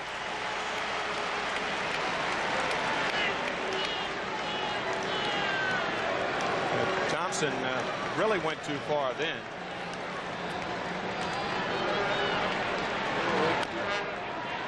Chop foul beyond the Philadelphia dugout. This is the first World Series for Milt Thompson.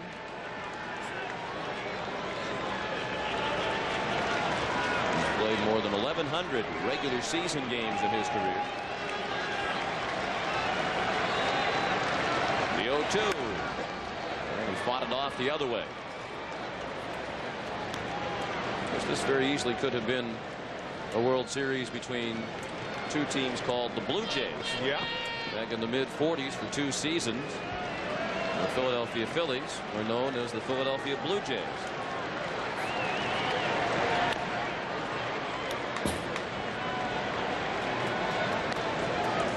Of course, the Toronto franchise selected its nickname of Blue Jays in August of 1976. They had a name the team contest. Blue Jays was submitted by 154 participants.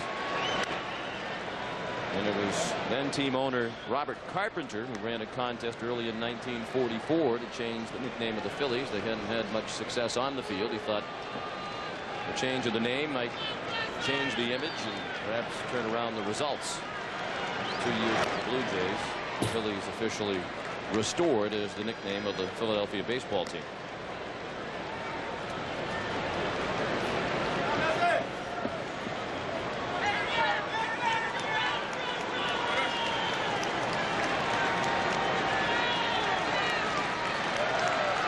One out of the bases empty in the 4th. 3-3 the score. 1-2 is the count on Thompson. Matter of fact, the lady who sent in the winning entry back in 1944, for doing that, her name was Mrs. Crooks. And for doing that, she received a $100 war bond.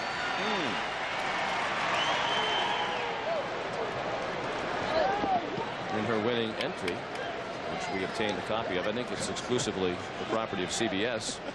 She said the Blue Jay will reflect new team spirit. It's colorful and personality. His fighting, aggressive spirit never admits defeat. He defends his home grounds fiercely. In his flights afar, his constancy of purpose never wavers. His jaunty, nonchalant poise, when in repose, would make a challenging insignia. No wonder they chose that. That kind of inspiring writing from Mrs. John L. Crooks of Philadelphia back in 1944. Now, of course, you played for the then Philadelphia Blue No, I Jays. didn't. I was 3 years old then.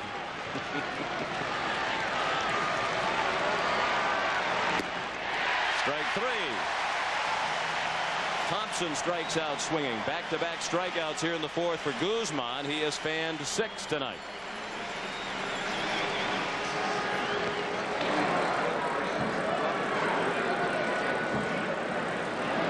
And another feature of Sky Dome along the concourse, a huge bat with the names of the members of last year's World Series Championship Blue Jay Club. 12 players have departed from that team. Derek Bell, David Cohn, Kelly Gruber, Tom Henke, Jimmy Key, Manuel Lee, Candy Maldonado, Jack Morris, Rance Mulliniks, Pat Tabler, David Wells, and Dave Winfield, all on the World Series roster last year for Toronto. 0-1 the count on Stalker, who bounced to first his first time up. They've been replaced by Rob Butler, Willie Cagnate, Tony Castillo, Darnell Coles, Danny Cox, Tony Fernandez, Ricky Henderson, Pat Henkin, Al Leiter, Paul Molitor, Dick Schofield, and Dave Stewart.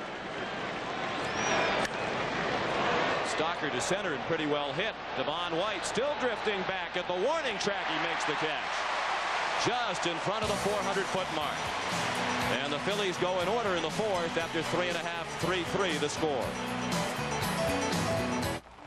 Hey, early again, huh, Frank? I don't say this to many people. But what we do, the job we do, Okay, guys, listen up. is the most important job I can think of. You've got a flight control check. Lewis and Randolph. I mean, horoscope there's on no number such 2. thing as a B-plus mechanic on this airline. Let's do it. Let's go. Everybody knows their job. Everybody's responsible. Anybody, right down to the most junior mechanic, can keep an airplane in this hangar if there's the slightest hint of a problem. You might think, doing a job like this, day in, day out, it'd become routine. You know, just turning wrenches. But every now and then, I just go up and take a walk through the terminal. And right there, right in front of you, you see what's important. Introducing one of the most visually distinct automobiles you've ever seen. If we show it to you now, you'll be so busy looking that you won't be listening, and you won't hear about its precision handling, sophisticated safety systems, and that it's the most technologically advanced Celica Toyota has ever created. Okay, now you can look. The all-new Celica. Watch out, it's coming.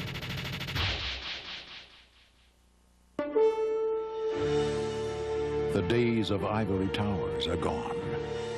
Today, people are faced with the harsher realities of life. Paying the bills, financial security, affording the high cost of college. At Transamerica, we not only understand the problems of today's unsettling world, we make it a point to offer solutions. Sunday on CBS, the undefeated Saints battle the Steelers. Then, the Niners face the recharged Cowboys. Welcome back, Emmett. I'm a big fan. In his first year with Toronto, Paul Molitor is already acknowledged as a team leader. Yesterday, we talked about leadership. In baseball, it's a team game, but it centers around a one-on-one confrontation between a pitcher and a hitter. So leadership to me in baseball is more of preparation, example, consistency, and approach day in and day out, being willing to pull guys aside maybe one-on-one. I'm not big on rah-rah speeches and clubhouse meetings, but I do like to be a guy to pat a guy in the back, let him know when he's doing something right or wrong. And, you know, if that's worked out into a leadership role and the guys have appreciated it, then it makes you feel good about what you've done. And Molitor swung at the first pitch of the fourth. He's out on the fly ball to Eisenreich in right. Paul now 1 for 2. He had an infield single and an RBI back in the second. Usually in baseball, it's the players that come up through the farm system that are more often than not the leaders. It's very unusual for a team to have two leaders in Paul Molitor and Dave Stewart, who've obviously had great careers, but that in itself is not, does not qualify for leadership ability. But it's very unusual for two guys to pick up two players and both of them be leaders on the club, and that's what they are. Tony Fernandez reached on a fielder's choice and drove in a run in the second. And he's ahead in the count with Kurt Schilling. 2 balls and no strikes. One out on the bases empty. Bottom of the fourth, 3-3 the score. Fernandez at the plate to be followed by Ed Sprague.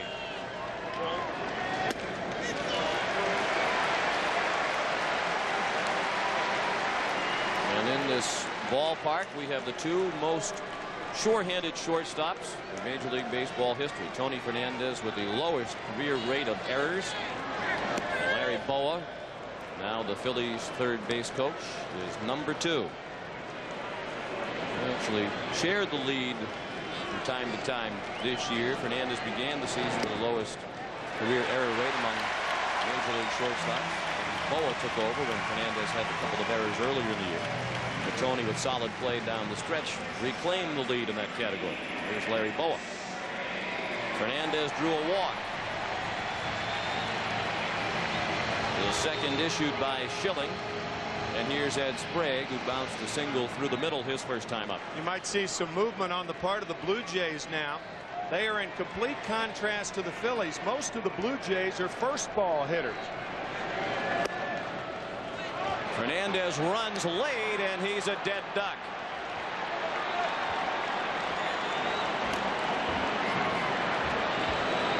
Fernandez with the delay, and Dalton was able to throw him out with ease. With the delayed steal, what a runner at first base tries to do, he tries to steal on the middle infielders, because after the pitch is through the strike zone, the middle infielders look down, and when he runs, they are usually late in covering second base, but not so Mariano Duncan. Sprague tapped one to short. Stockard throws him out, and all of a sudden that's the end of the inning. After 4, 3-3 the score.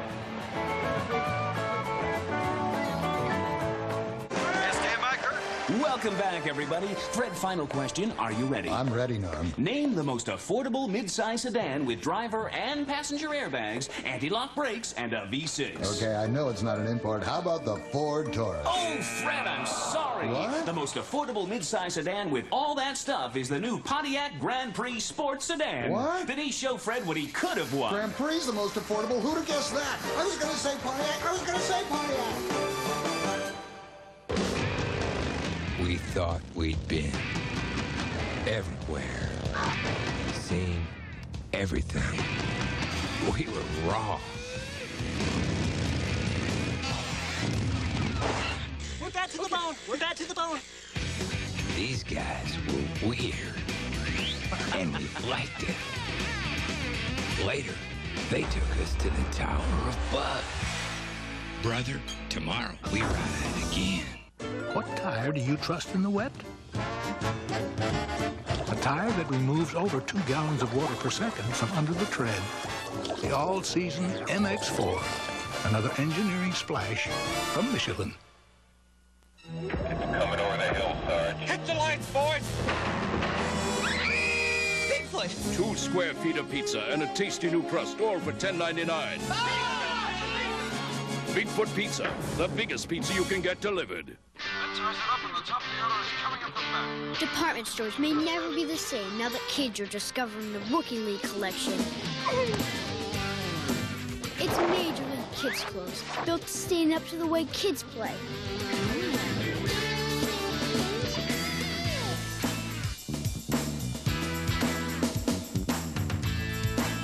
The Rookie League collection, now playing at a department store near you.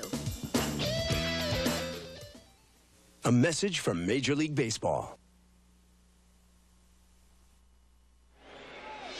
Now, World Series moment from Game 1, 1954.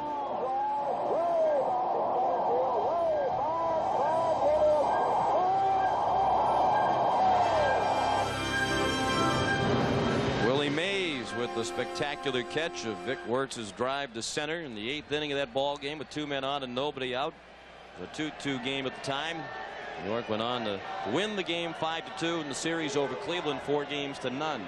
Larry Doby was on second base. Al Rosen on first base. Doby went to third, and from everybody that I've talked to who saw that catch, Sean, it wasn't necessarily the catch. I mean, the catch was spectacular, but it was the throw after the catch and the wherewithal of Mays to get the ball back in the infield quickly to prevent Doby from scoring.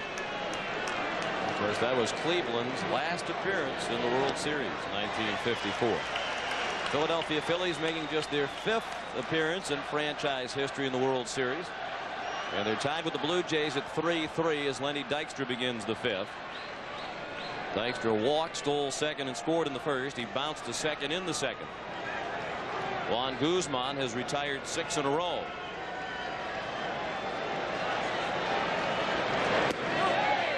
Check swing, no swing, says Charlie Williams of the National League, the third base umpire. Dykes to go too far? Well, he could have. That was close.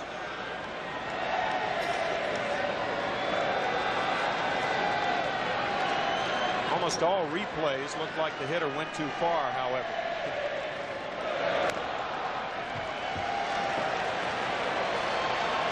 The 1-2 on Dykstra. Lenny and Ricky Henderson indirectly engaged in an exchange of words yesterday through the media. Dykstra was quoted as saying, when Ricky wants to play, he can be dangerous to the opposition. The implication being that Henderson doesn't always perform at 100% intensity.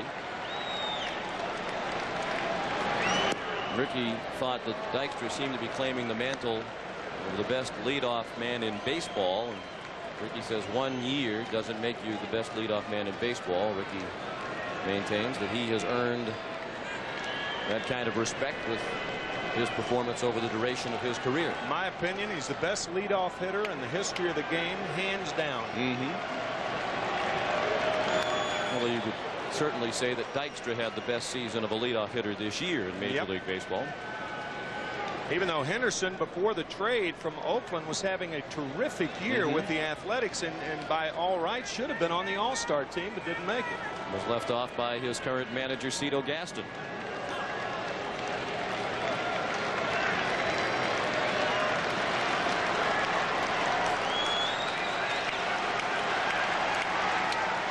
The 2-2 pitch in the dirt. Of course, Dykstra was also an All-Star game snub. Bobby Cox said he was the toughest omission.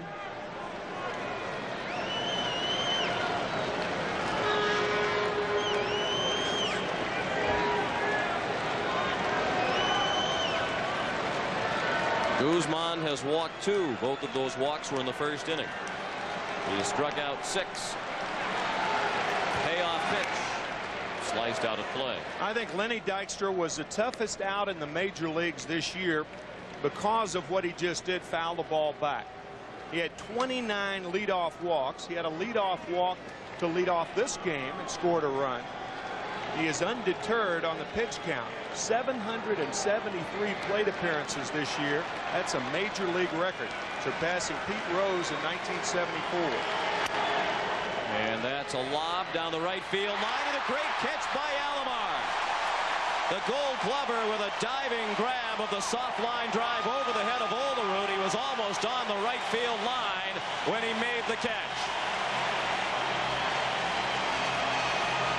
This play was awesome.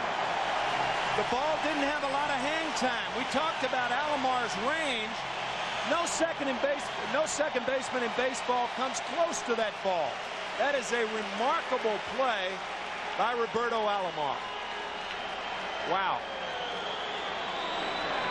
He went past the first base position to make that catch. Duncan looked at ball 1.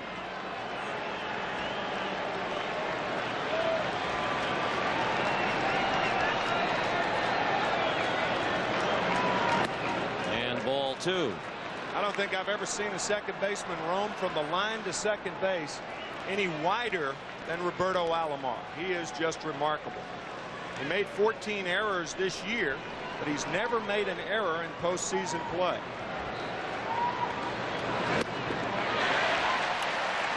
Two and 1 now on Duncan. I think some of the errors that he makes, the reason is because he can get to those balls. Most guys, they're base hits, but with Alomar, he gets to balls and has a chance to make an error on balls that most second basemen don't even have a chance on. Roberto has been the Gold Glove winner at second base in the American League the last 2 years. Actually, there's a little bit stiffer competition these days now that Chico Lind is in the American League with the Kansas City Royals.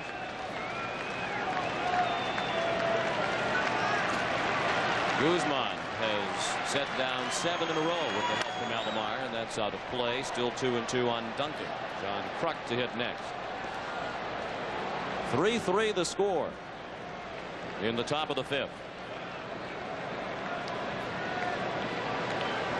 This is game 1 of the World Series. Game 2 here in Toronto tomorrow night.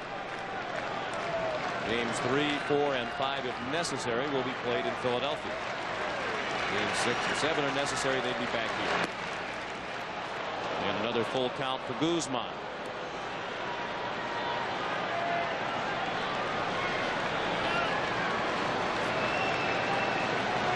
Juan's up to 93 pitches.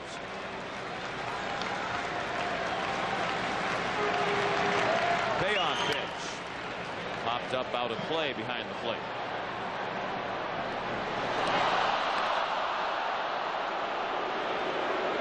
Duncan is coming into the option year on his contract, and the Phillies will have to make a decision in the offseason. If he comes back next year, he'll make $2.2 million. Obviously, with a number of players eligible for salary arbitration, the Phillies' payroll is likely to go up. It almost always does coming off a successful season. Phillies' payroll about half of what the Blue Jays is. Jays payroll at $51 million. And the Phillies at right around $26 million.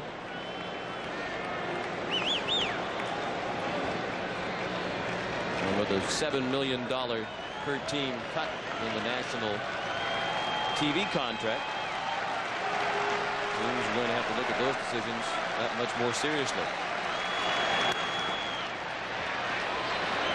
Olerud runs out of room. Popcorn, peanuts, caramel popcorn. Doesn't look like popcorn business is very good in the upper deck behind the plate.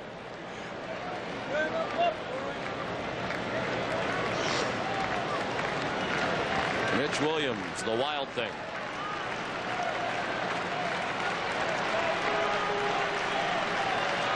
Another 3-2 to Duncan. Well hit to left. Way back toward the 375 mark. Henderson. It's off the top of the wall. Duncan on his way to third as White retrieves, and it's a triple for Mariano Duncan.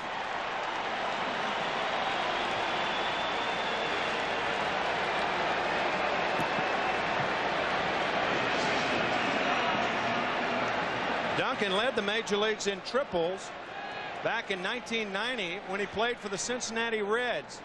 This ball just misses from going out of here. Two things, and it also just misses being caught by Ricky Henderson. A couple of inches either way. Henderson with the leap and the ball bouncing off the top of the fence, and Duncan has a triple. Now the infield will have to play in for John Kruk, a hitter's delight right here. Kruk already with 2 runs batted in tonight. Of course, Duncan set a record with 2 triples in Game 3 of the LCS against Atlanta here in Game 1 of the World Series. He has his second hit of the night, a triple. And the infield is in for Toronto in a 3-3 game in the 5th. Kruk has 2 singles. He's driven in 1 run with each of those 2 hits. In the dirt. Here comes the runner to the plate, and he is safe. Duncan took a chance as Borders blocked the ball, and it didn't get all that far from home plate. It was up the third base line, but Duncan didn't hesitate, and he comes on to score the go-ahead run. The Phillies lead for the 3rd time tonight. It's 4-3. The reason he took the chance is because Guzman was winding up, no chance of throwing behind him, and he was in position to make the play, and makes it rather easily. See right there, landing on his right foot, and by the time the ball bounces away from Borders, Borders tried to backhand the play. A little shovel pass to Guzman, but the wild pitch cost the Blue Jays a run. Remember, Guzman had 26 wild pitches on the season, and Duncan scores easily, and the Phillies retake the lead. 4-3 Philadelphia. 1 out of the bases now empty, and 1-2 the count on Kruk. Outside, 2 balls and 2 strikes. 26 wild pitches during the regular season was an American League record set by Juan Guzman. He had 26 of the 83 wild pitches thrown by Toronto hurlers, the total that led the league. It's a tough staff to catch for Pat Borders. Off-speed pitch, the changeup, and it missed, and the count is full. Put Pat Borders on another team, and he wouldn't have that problem, but he's got Guzman, who is wild. He walked 110 with 26 wild pitches. Dave Stewart with the splitter in the dirt. Jack Morris relied on the splitter in the dirt. And it was Morris who held the old American League record for wild pitches. And he uncorked 24 for Detroit back in 1987. 4-3 Philadelphia in the 5th inning.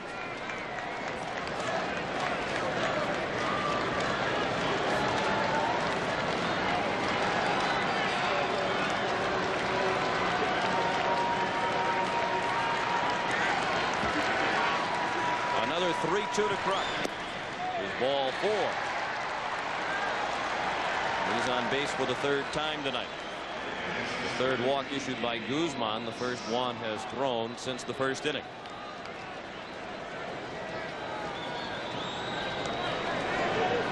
And the batter is Dave Hollins, who walked in the 1st and flied to center in the 3rd.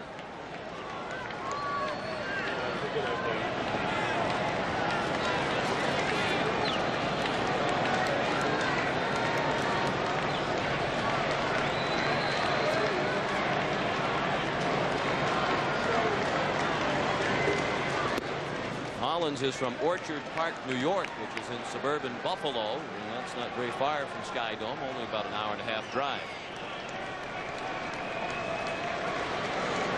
And the pitch count, 105 for Guzman. And right on cue, the pitching coach Dale Cisco.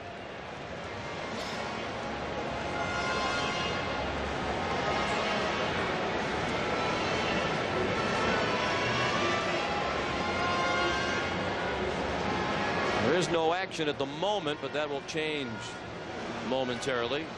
One of the features of Sky Dome is that you cannot see into the bullpens from most locations at Sky Dome.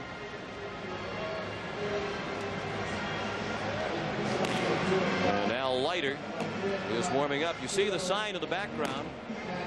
Class of 1958 BHS. That was posted by the man in the background, John Sullivan, the Blue Jays bullpen coach. He is missing his 35th high school reunion tonight. That's Bernardsville High School in New Jersey. So Sully wanted to send along his best wishes to his classmates celebrating their 35th reunion tonight. His graduating class, about 160 students. John's wife made the sign.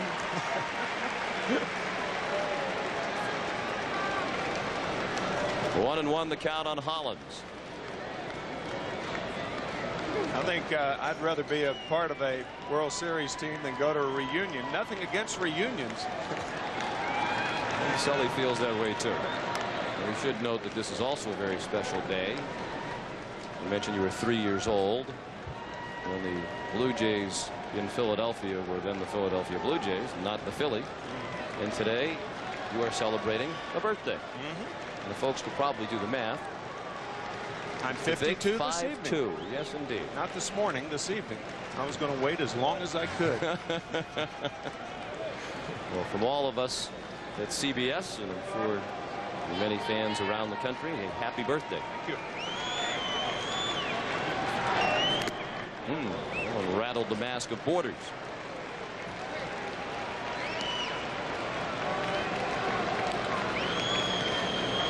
You were talking with Pat yesterday. Certainly you can sympathize with his experience as a catcher. And I was interested to hear his response when you asked him, how many days this year have you gone behind the plate feeling well? And he said, oh, about 10.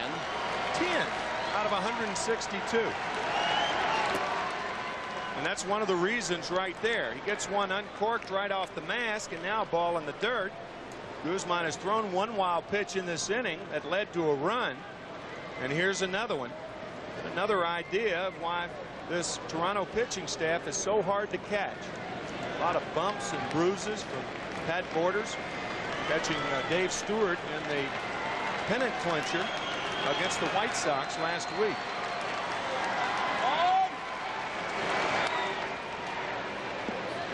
Still 2-2 on Hollins.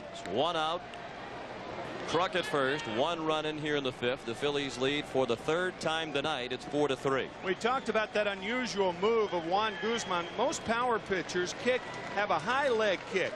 But with Guzman, he kicks the leg high and then he slides it out. That is a very unusual leg kick for Juan Guzman.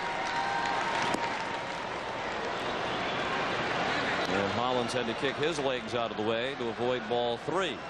Most right-handed pitchers are either the power pitchers either kick the leg up real high or have the slide step. Well, Guzman has both.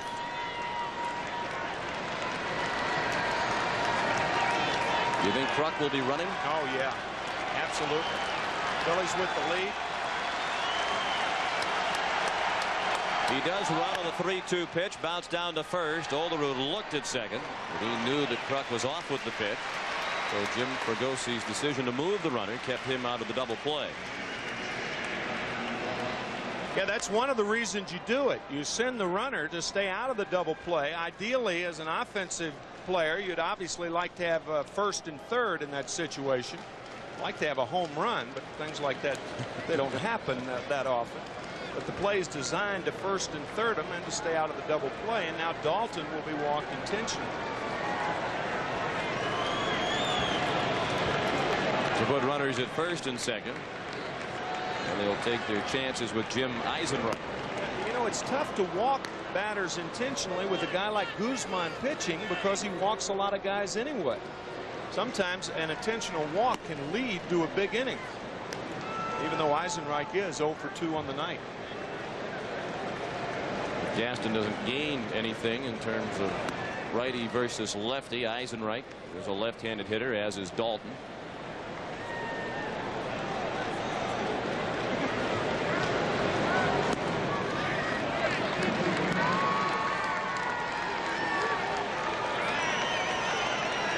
Guzman has thrown 31 pitches this inning and 111 for the ball game. Phillies lead 4-3. They've reclaimed the lead with a run here in the 5th, and they have Jim Eisenreich at the plate, the 6th batter of the inning. He is struck out and grounded out.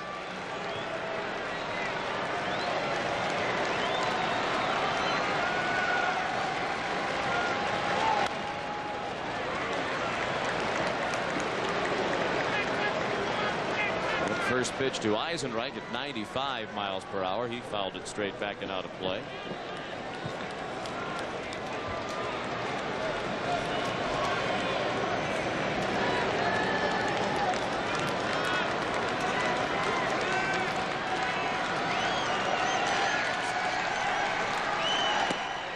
And a breaking ball low. 1-1.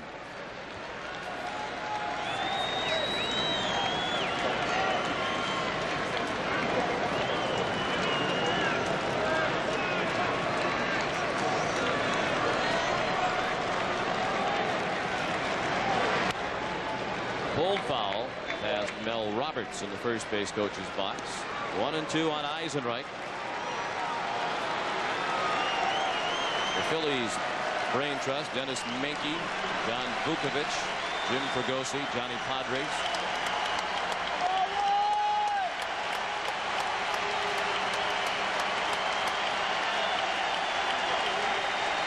The 1-2 in the dirt. Another good block by Borders. Cito Gaston said before the game tonight Borders probably should have caught fewer games than he did this year, but Cito notes Borders is one of those guys who can't stand to come out of the lineup. Sometimes you just have to tell the player, too bad, you're not playing tonight.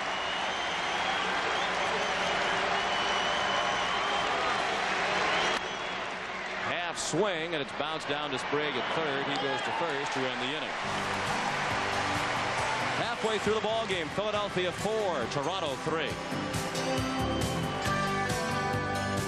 Random access memory. Really good. Now, once again, megabytes, gigabytes, terabytes. At Compaq, we realized that learning about computers can be pretty intimidating. So we invented Presario, computers designed and priced to make it easier. They come loaded with all the software you need to get started right away. And they're backed by a 3-year warranty. WYSIWYG. So instead of sounding smart about computers, you can be smart about computers. The new Presario from Compaq. They say good pitching beats good hitting any day. The Achieve a Special Edition by Oldsmobile. Check out this slow curve. How about a backdoor slider? Here comes one all loaded up.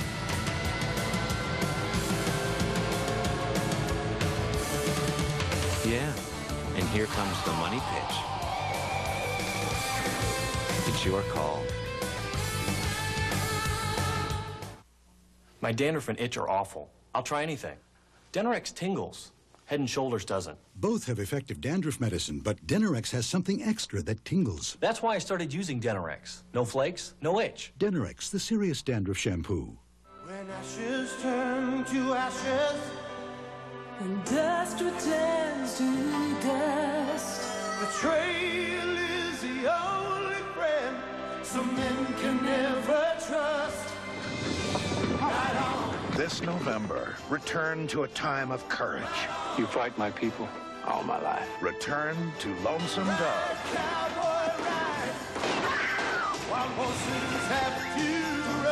I was in love once.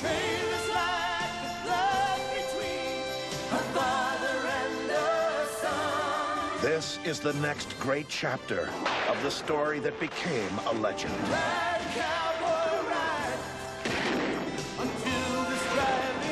It's been a long time since a new man made me laugh. CBS proudly presents a major television event. I saw you gun a man in cold blood. Beginning Sunday, November 14th, return to Lonesome Dove.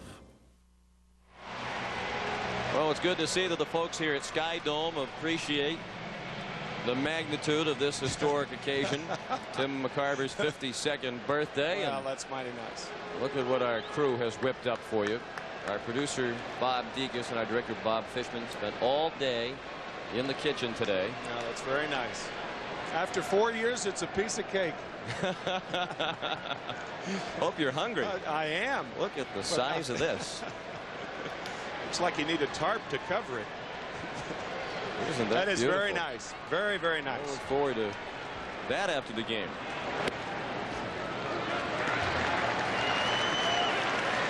It's good to see at age 52 you can still blush. Oh, that is very nice. That's a big league cake right there. Wow. Foul ball off the bat of the leadoff man here in the bottom of the fifth, Pat Borders, who lined to the first baseman Kruk his first time up. So it's comeback time again for Toronto. They find themselves trailing for the third time tonight. Borders, then the top of the order, Ricky Henderson and Devon White against Curt Schilling.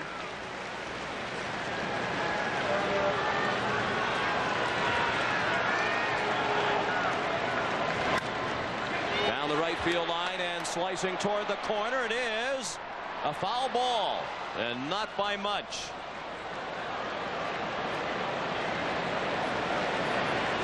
Right field umpire Dana DeMuth is right on top of the play, and this is one of the reasons that in postseason play you have a right field umpire, but that ball slicing toward the line really doesn't have a lot of room. It actually hit the wall before it landed foul, but had that wall not been there, it would have been about 4 feet foul.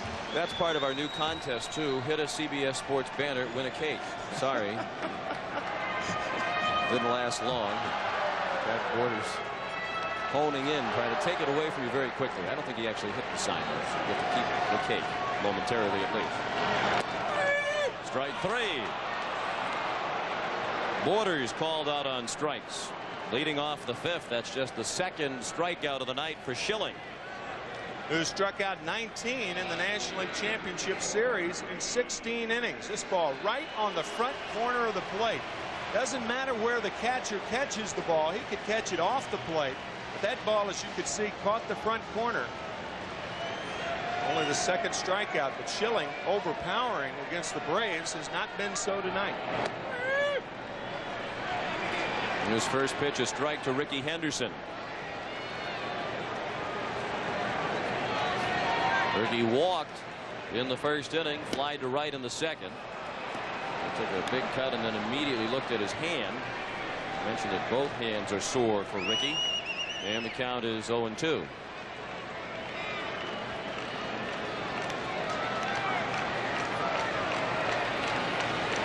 Pat Gillick, the Blue Jays general manager, has acknowledged that if he had it to do over again, he probably wouldn't make the Henderson trade.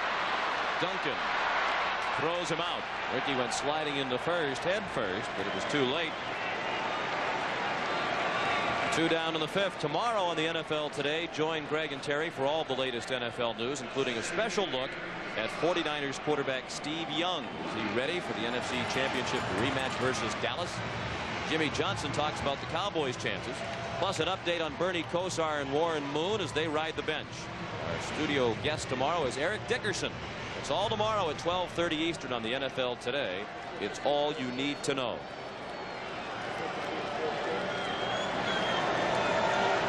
Devon White, the hitter, and he looked at a breaking ball in the dirt for ball 1. It was White who reached on the air, charged to Thompson when Thompson and Dykstra combined to misplay Devon's fly ball in the 3rd.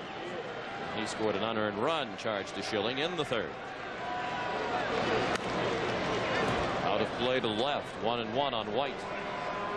He mentioned during Devon's first at bat that he was born in Kingston, Jamaica, came to New York City when he was 9, didn't play baseball until he was 9 years old. He was a soccer and a cricket player. And a little bit later on, you will explain to us all the rules of cricket.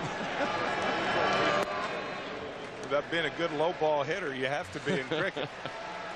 Devon's father, as a matter of fact, was one of the famous cricketers from Jamaica.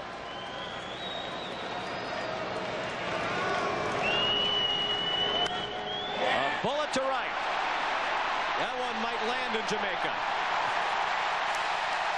Into the second deck and right for Devon White. A mammoth home run to tie the game at 4.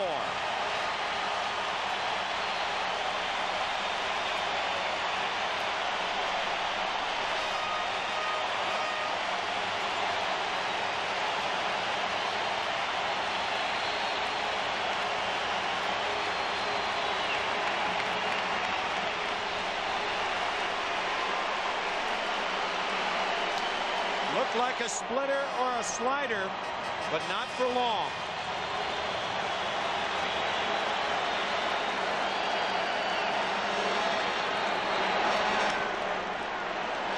Now a pop-up by Alomar.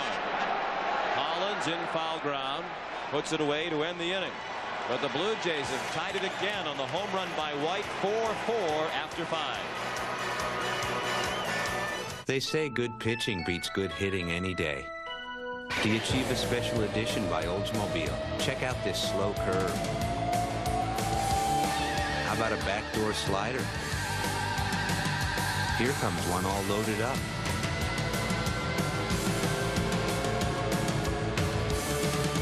Yeah, and here comes the money pitch. It's your call. Everyone knows Duracell batteries last a real long time, but why? Hey, Kristen, does that science course teach you why these batteries last so long? What? Never mind. And my wife's speaking these consumerist issues. Hey, honey, these Duracell... Yeah? Not the right time. Oh, there's a clue. Hey, TJ. What? Too young. Think I'll go on a little quest. Find out why these Duracell batteries last so long, even if it takes me to the end of the block. Oh, my know-it-all neighbor, Jerry. Hey, Jer!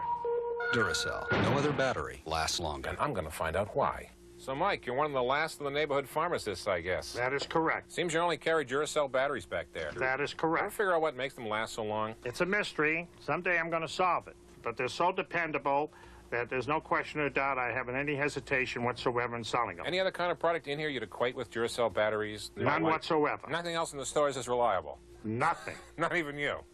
Well, I am. Duracell. No other battery lasts longer. That is correct. But why? Can Communication is not crucial to our business. It is our business. I have a pet peeve about people who don't return phone calls. So if you don't hear from me, you can rest assured I'm probably dead. Century 21, rated best at selling homes.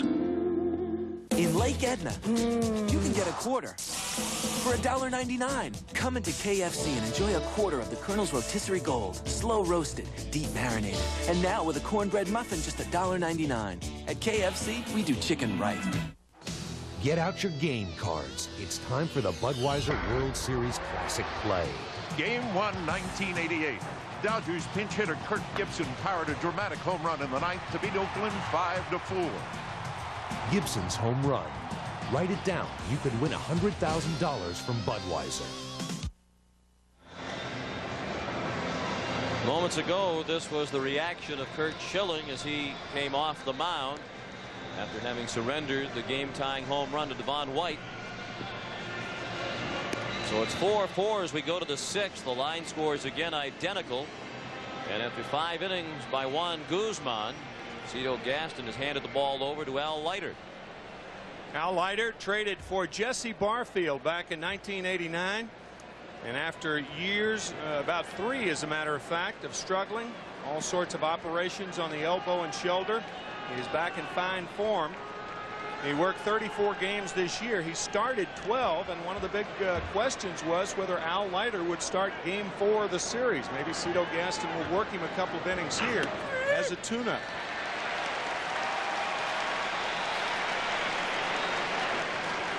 Leiter's first World Series pitch, a strike to Ricky Jordan, who is happy that Guzman has departed. He struck out twice against Juan. That's fouled out of play and right. Into the crowd of 52,011. Leiter 6'3", 215 pounds. He'll turn 28 years old 1 week from tonight.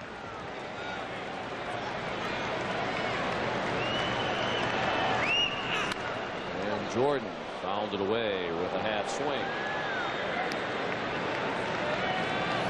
Jordan, Thompson, and Stocker, the bottom third of the order for Philadelphia in the sixth.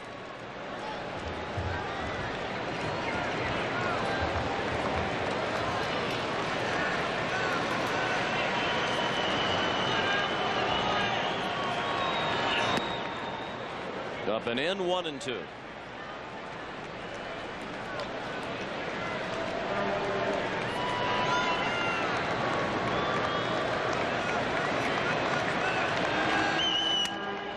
In on the hands, a little looper that falls in right. Ricky Jordan with a base hit. Yesterday we spoke with Al Leiter about the meaning of this World Series appearance. This is a dream. I mean, you know, this World Series, I mean, I look at the perspective of things. I mean, you know, you hear about guys talking about blowing games or maybe giving up a key hit and whatnot. This is all kind of a fantasy for me. I mean, of course, go out there, be aggressive, throw strikes, and do the things that a pitcher has to do to get hitters out. But other than that, I mean, it's kind of not the real world. It's a real-life fantasy camp for Al Leiter. And he talked about understanding the meaning of the real world and life within it. Comes from a working-class family in New Jersey. He's the youngest of 7 children. His twin sister, Alexia, the only girl in the family. She was 17 minutes older than Al. 1-1 the count as he works to Milt Thompson, who hit only 175 this year against left-handed pitching during the regular season. Bounced back to the mound and struck out against Guzman. 4-4 the score in the 6th inning.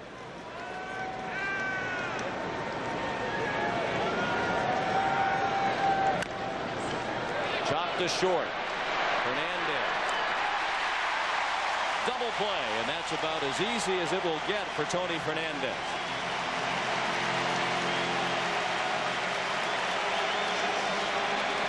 One hopper to Fernandez. You may be wondering, well, why didn't Jim Fregosi use Pete Incaviglia? He's got the right-handed hitter on the bench. In a 4-4 game, it's really too early to use a pinch hitter, because if Incaviglia doesn't produce, well, then you weaken your defense. Thompson, a much better defensive left fielder than Pete. If you're trailing by 2 runs, I think you might have seen Incaviglia, but it being a tie game, it's still more or less a defensive battle. Now Kevin Stalker surprised just about everybody in the ballpark during his last at bat when he had a fly ball to the base of the wall and straightaway center field. On White, a long way to Shaggy.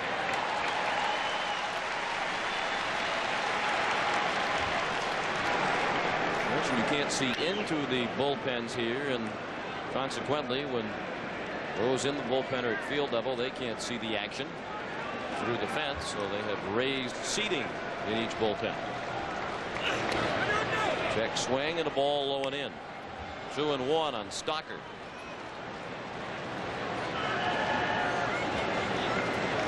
Two outs, bases empty, 6th inning. 4-4 the score.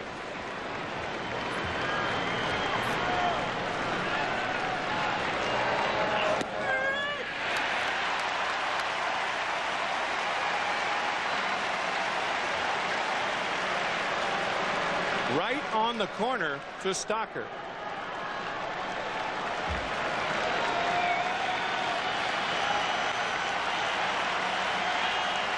Now the 2-2 pitch. Just outside. There had been speculation that Al Leiter would be the Game 4 starting pitcher for the Blue Jays. Peter Gaston has only named his first 3 starters. Guzman tonight, Stewart tomorrow, Pat Henkin in Game 3. Pulled sharply foul.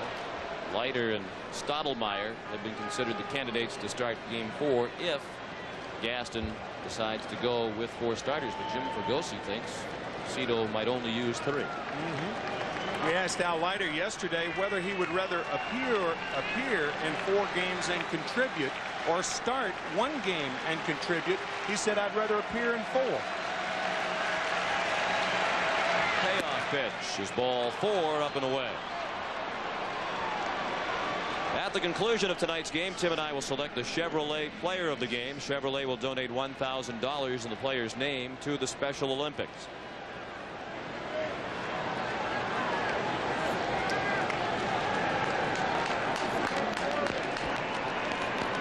Top of the order around for the 4th time for Philadelphia, Lenny Dykstra. 0 for 2. He walked, leading off the ball game, stole second and scored the first run of the game. Last time up, he was robbed of a hit on a great diving catch of a pop up along the right field line by Roberto Alomar.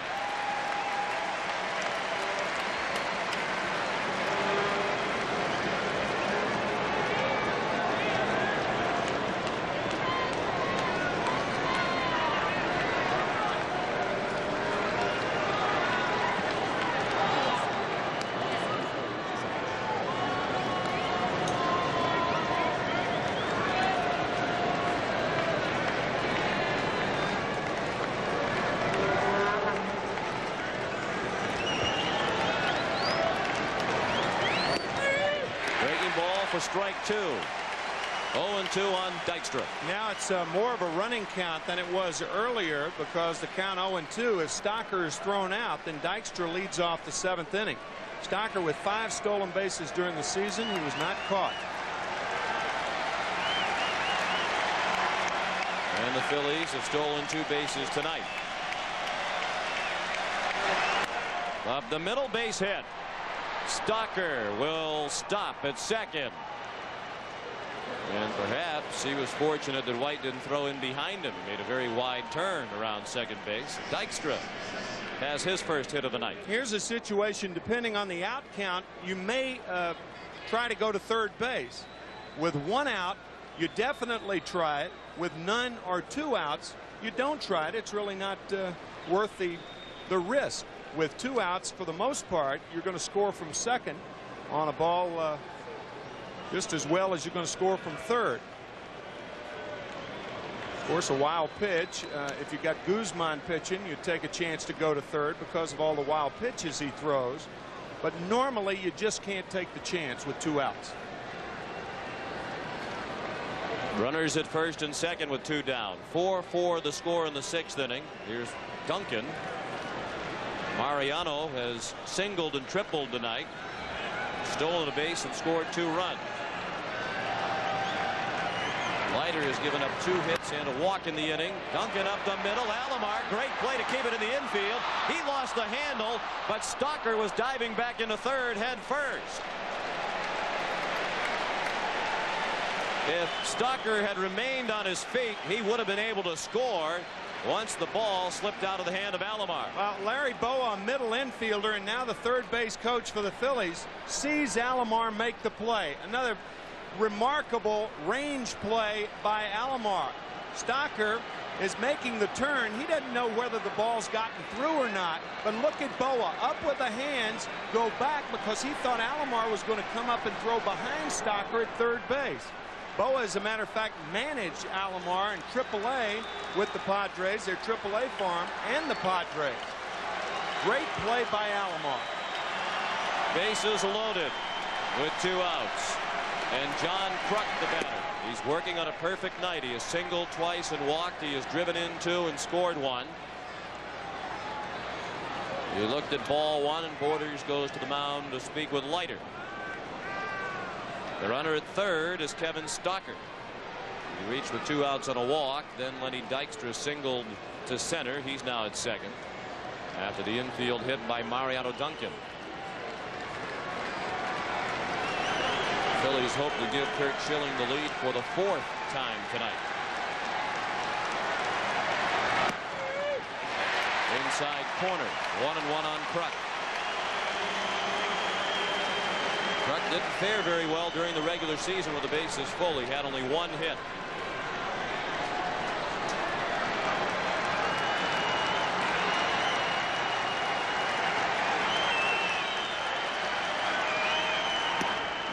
Breaking ball went around the inside part of the plate. 2-1.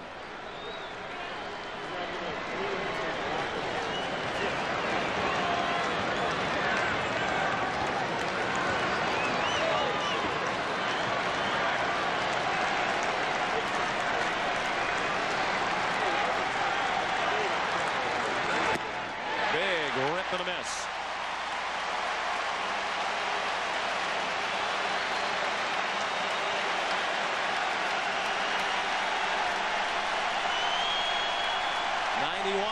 Per hour on the Leiter fastball.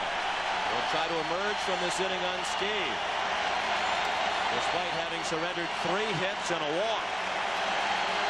The 2-2, low and away. And now there will be all kinds of movement with a 3-2 pitch and the bases loaded, 2 outs. All the runners will be off with the Leiter delivery. Leiter's winding up, and he should be stretching. On a short double long single, that allows the runner at first to score. The runners go, and Kruk strikes out. 3 hits and a walk, but no runs for Philadelphia in the 6th. Will return to Sky Dome after this message and a word from your local station.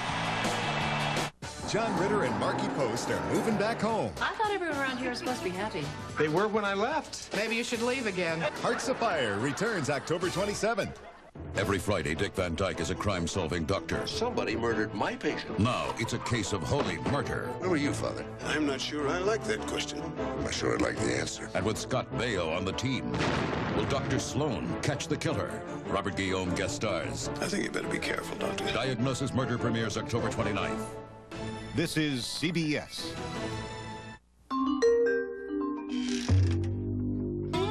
Don't you have anything to fit me? No offense, Mr. Jones, but you are a little on the small side. I need more choices. Harry, give me those genuine yellow pages. Look, choices. Italian, Greek, Chinese. You want more? Those are restaurants. That's right. You put some meat on those bones and come back and see us. 9 out of 10 use it. Mr. Matterhorn. The genuine Bella, Pennsylvania yellow pages from Bell Atlantic. Are you losing weight?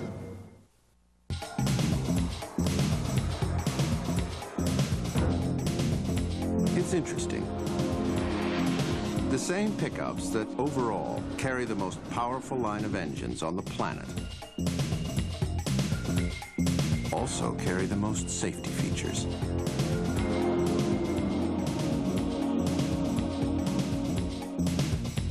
The new Dodge.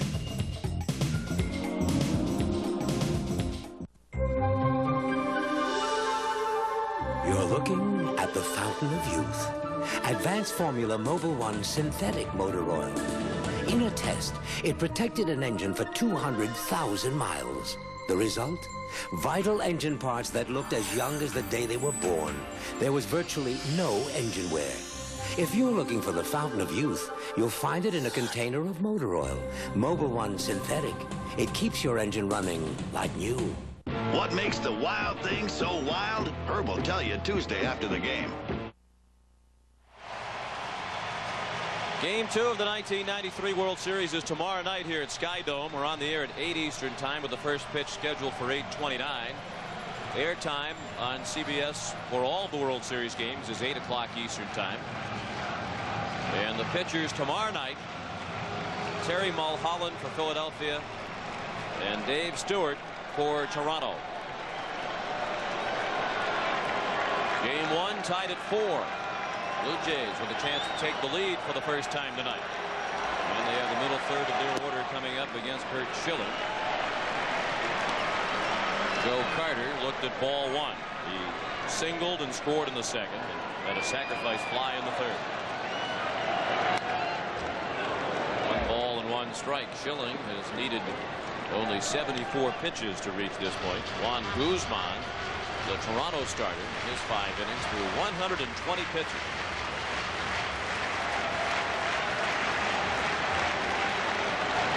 Guzman surrendered 4 runs on 5 hits. He walked 4. One of those was an intentional walk. He struck out 6 through a wild pitch.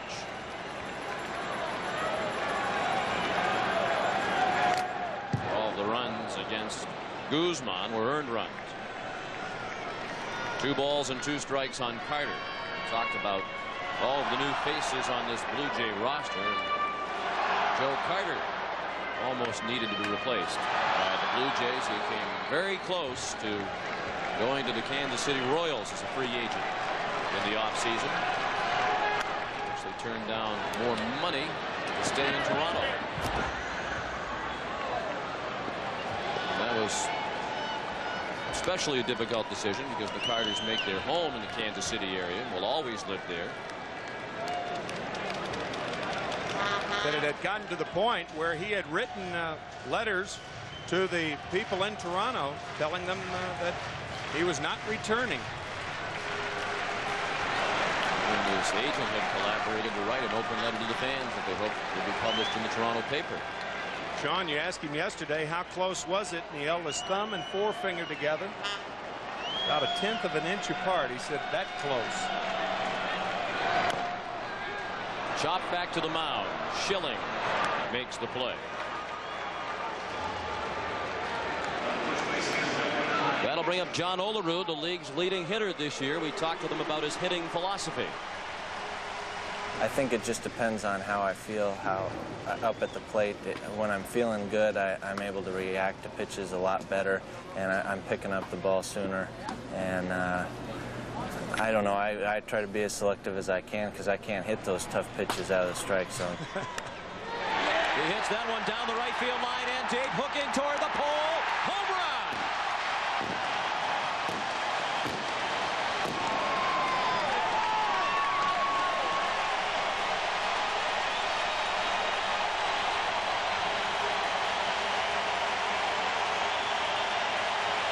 John Olerud gives the Blue Jays their first lead of the night. It's 5-4 Toronto. That sound by John Olerud saying, I can't hit those tough pitches out of the strike zone. But he can certainly hit those in the strike zone. Wow.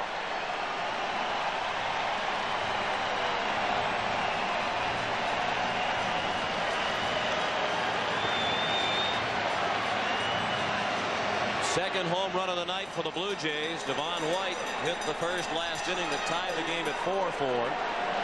It's the second postseason homer of Olerud's career. He hit 24 during the regular season. And Toronto leads for the first time tonight 5-4 in the 6th inning. Schilling has now given up 6 hits. Paul Molitor thrown out by Duncan. Molitor now 1 for 3. He had an infield single to pick up an RBI back in the second. You know, when you think about it, Olerud swings like Devon White runs. Devon White with that loping, smooth, and easy stride of his, and Olerud with that smooth, easy swing of his. John said his goal for this year was to hit 300 for the first time. Certainly exceeded that expectation and then some. Tony Fernandez, the batter. Action again in the Philadelphia bullpen. Ben Rivera was up earlier. Now it's Roger Mason. The bullpen coach Mike Ryan looking on. Backdoor breaking ball missed. 2-0 on Fernandez. Cito Gaston said it was a big lift to Olerud when they acquired Fernandez in the trade from the Mets. It gave John a little bit more protection. Tony chops one to second. And Duncan throws him out. But the Blue Jays have the lead, courtesy of the home run by Olerud after 6, 5-4 Toronto.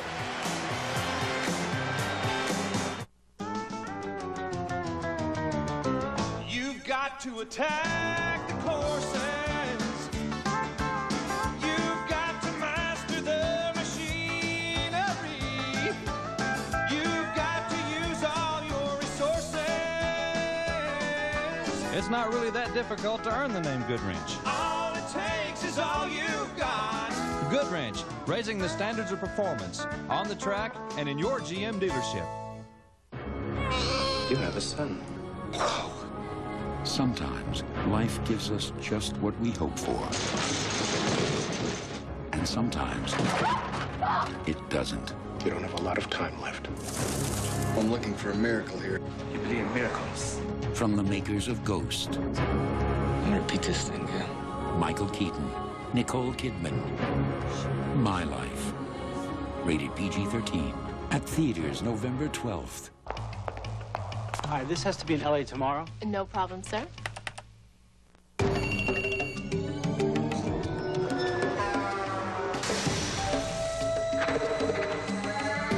LAX, prepare for approach. With express mail from the Postal Service, you're never left in the dark. Yes, your package is in LA and will be delivered.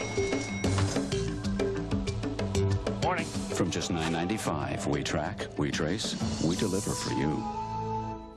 Who makes the only TV with a smart sound feature, which ensures your volume will stay at normal levels, even when something like this comes on? Magnavox. Smart. Very smart. Yes! No use shouting, old man. CBS Sports coverage of Game 1 of the 1993 World Series is brought to you by your GM Goodwrench dealer. Hey, we want your business. Columbia Pictures' My Life at theaters November 12th. The American Express card. Don't leave home without it. And by the ingenious products from Magnavox. They're smart. Very smart.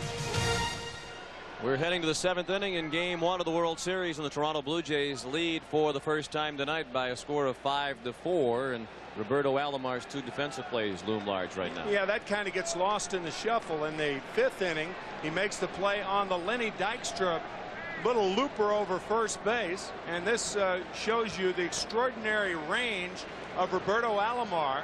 He makes it about even with the position, and then with Duncan up and runners on at first and second and 2 out, Alomar once again shows that there is a Rob in Robbie. And Dave Hollins is at the plate, facing Al Leiter. To avoid giving up a run last inning, thanks in large part to the assistance of Alomar. Hollins 0 for 2 with a walk his first time up. Aaron Dalton is on deck, and then Jim Eisenreich. Leiter beginning his 2nd inning of relief. Juan Guzman. And Kurt Schilling has gone all the way through the first 6 innings for Philadelphia.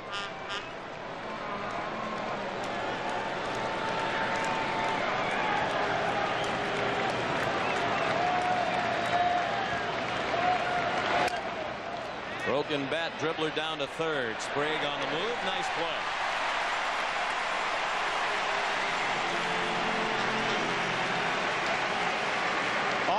in motion for Ed Sprague. Transfer of the ball from the glove and a strong throw. Ed Sprague with 17 errors this year, but he did a very, very good job. And that's one of the reasons Cito Gaston says it's not an easy decision whether to put Paul Molitor there when the Blue Jays go to Philadelphia on Tuesday for Game 3. Decision Gaston still has not made. He said before the game tonight he wants to wait to see how these first couple of games go. Aaron Dalton singled to right to drive in a run in the first. He struck out in the third and was intentionally walked in the fifth. And he's in the hole here, 0-2.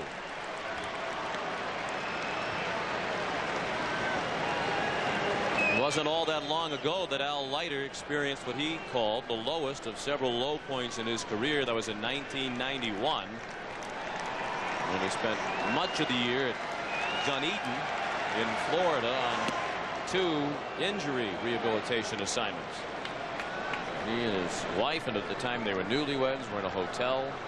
They thought it would just be 20-day rehab and then on the way back to the major leagues. And as it turns out, Leiter spent much of the summer at Dunedin, far away from the bright lights of the major leagues. Alomar throws out Dalton.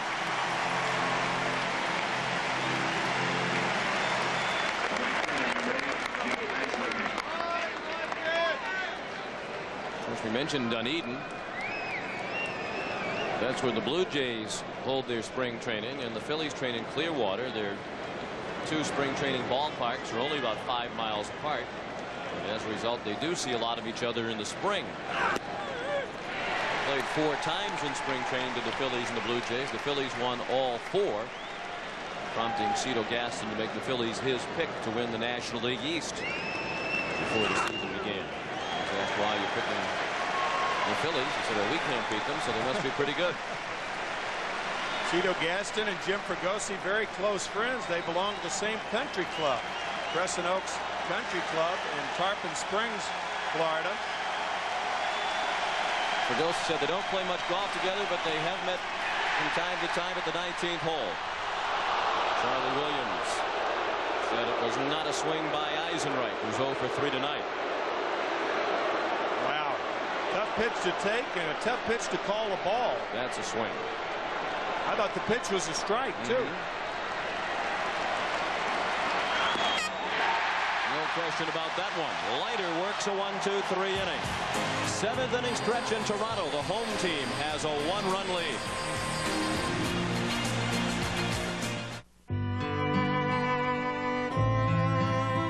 Hunger in the United States is at a record level. The best estimates are that there's 30 million people that are hungry in this country. There are many, many infants and young children who suffer from malnutrition. There's just no excuse for that kind of tragedy. What Share Our Strength does is we get the resources to communities so that they can feed more people more effectively. It's going to take a lot to solve hunger in this country. We're grateful for American Express card member support in helping to provide a meal every time they use the card. Now till December 31st, use the American Express card to help feed millions of people. The charge against hunger is a battle that we can win. Broncos, Cherokees, Pathfinders, any pickup or 4x4, on-road or off. Introducing the tough new LTX Light Truck Series from Michelin.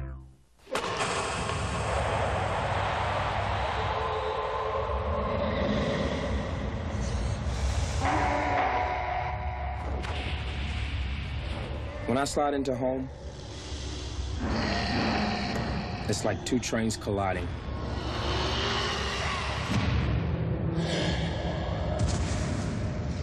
I'm the big train. All men are created equal. Some just work harder in the preseason. Yeah, this is nice. Like the seats. Lots of room, that's good. Whoa, lots of room back there, too. Right, smooth. Real smooth. Ah, they must have fixed this road. Chevy, the most dependable, longest-lasting trucks on the road. Even when it's just barely a road at all. Monday, the family frog croaks. Shelly, come on, you're a doctor. I'm a plastic surgeon, Beth. You want me to do his eyes? All new Dave's World, Monday. Can't you pump his little froggy arms? Friends, this copyrighted telecast is presented by authority of Major League Baseball and may not be reproduced or retransmitted in any form without the express written consent of Major League Baseball. Kurt Schilling's first pitch of the bottom of the 7th. The ball up and in to Ed Sprague. Blue Jays batting with a 5-4 lead. They have trailed 3 times in this ball game. This is the first time they've led. Sprague with a high pop-up. Collins running out of room.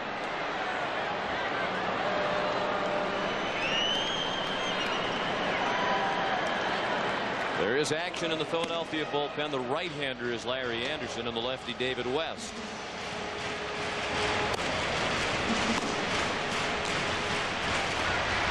Three right-handed hitters due up in this inning. Sprague, Borders, and Henderson.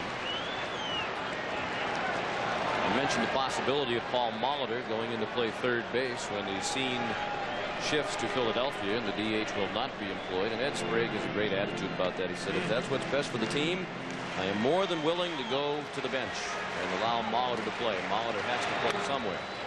Last time Molitor played third base on any regular basis was back in 1989. He played 112 games there that year. That's a long time to lay out and then come in on the World Series and try to defend that position. And if it were left field, it'd be different. First base, it would be different. But third base, very difficult. Paul has joked that he'll be fine over at third base as long as the pitcher will cut off the throws across the infield and relay them on to first. Of course, there's a guy named Gary Sheffield who was coming through the Milwaukee organization that helped move Molitor away from third base and into a DH role. Schilling with a strikeout of Sprague for the first out of the 7th. Third strikeout of the night for Kurt Schilling. And the slider gets Sprague. Ed, as much as any of the Blue Jays, a high fastball hitter. He proved that in game 2 of the series last year. His first World Series at bat, a home run off Jeff Reardon. At Borders was the MVP of last year's World Series. His 0 for 2 tonight. He's lined to first and struck out. And he was out ahead of that off-speed offering from Schilling. 0-2.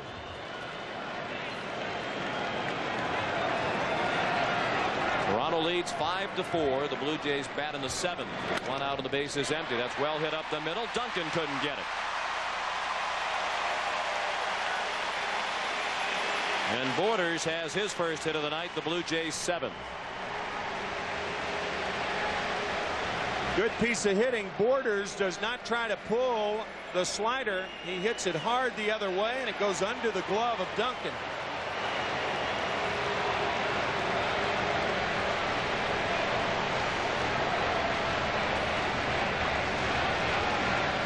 Dalton returns to the home plate area after a trip to the mound. And the top of the order comes around again for the Blue Jays. Ricky Henderson digs in. He's 0 for 2 with a walk back in the first inning.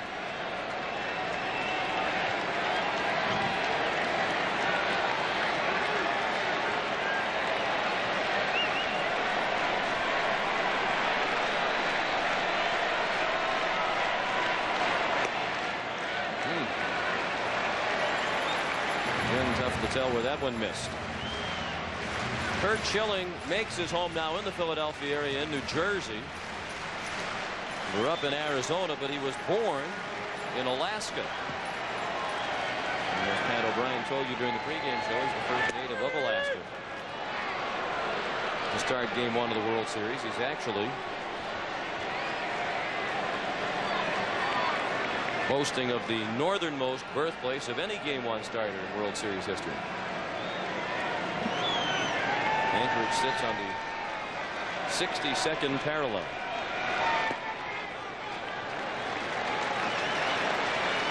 It's amazing what they research when it comes to the World Series. Of course, all the talk about the Phillies and their appearance and the bellies and such. Well, they added together all the weights of the starting lineups. And the average Philadelphia starter weighs only 1.5 pounds more than the average Toronto starter. Caption under one of the pictures here in the Toronto Star was the Broad Street Bellies, a play on the Broad Street Bullies. Of course, the Philadelphia Flyers were classified as that back in the middle 70s. Bernie Perrant, Bobby Clark. Maybe that's why Fregosi didn't start in Cavalier tonight. He wanted to keep the average down. The average weight of a Philadelphia starter tonight, 198.8 pounds. While the average Blue Jay starter's weight, 197.2. And there's a guy in the background who's an interesting figure in this series, Nick Leyba, formerly the Phillies manager. He managed Philadelphia for 2 seasons plus 13 games. And was replaced by Jim Fregosi. Now the Blue Jays' third base coach. Payoff pitch to Henderson, line down the left field line. Borders will try for third and get there as the throw goes to second, holding Henderson to a long single. First and third with 1 out for Toronto in the 7th inning. Nice play by Milt Thompson to cut this ball off, prevent it from hitting the fence, and throwing to the right base. That keeps the double play in order, but I think Jim Fregosi may go to the left-hander here. Swing Devon White around to the right side and give him a better pickoff move with Henderson on at first base. David West will be the new pitcher when we come back. Announcing the biggest advance in Quaker State history. It's Quaker State's new advanced high-tech formula motor oil. Superior protection against wear. Superior protection against heat and stress. Superior cleaning power. New advanced Quaker State motor oil. It's formulated for today's high-tech engines. And now announcing the biggest rebate in Quaker State history. Get a $4.20 cashback rebate to try new advanced high-tech formula Quaker State. Smith Barney Shearson, where we stand on the stock market. With stock prices near an all-time high, many analysts consider the market overvalued. We are not among them. We believe the market will go even higher, and we've identified companies we think will lead the way. Companies you may not expect. Talk with us. Smith Barney Shearson. We make money the old-fashioned way. We earn it. Hi there, I'm Dave Thomas, and I'd like one of those Monterey Ranch chicken sandwiches, please. Hi, I'm Dave Thomas. I'd like a Monterey Ranch Chicken sandwich. When we stopped making our Monterey Ranch chicken sandwich, people tried everything to get one. Well, it's back, so now you can just be yourself. Hi, I'm Dave Thomas. Check this out. I'm eating a hero, even with my dentures, thanks to Super Polygrip. Super Polygrip holds so tight many denture wearers can enjoy more of their favorite foods. Even a hero. Super Polygrip, now in easy squeeze tube. More Americans trust Napa for everything they need to keep their vehicles running and to help them save, too. Get this Napa Power Battery for just $29.99 after rebate. An Evercraft 30-piece socket set is just $14.99. And a 3-pack of STP gas treatment is a low $1.99. So run into your nearest Napa Auto Parts store today. We keep America running. We keep America running. Kurt Schilling's night is over after 99 pitches over 6 1/3 innings. He wasn't as effective certainly tonight as he was in his 2 starts in the National League Championship Series. And here's David West, who appeared in the '91 World Series for the Minnesota Twins. He didn't have a very easy time of it, as that line indicated. He's greeted by Devon White. Blue Jays trying to build on a 5-4 lead. They have runners at first and third with 1 out. First pitch from West, breaking ball up and away.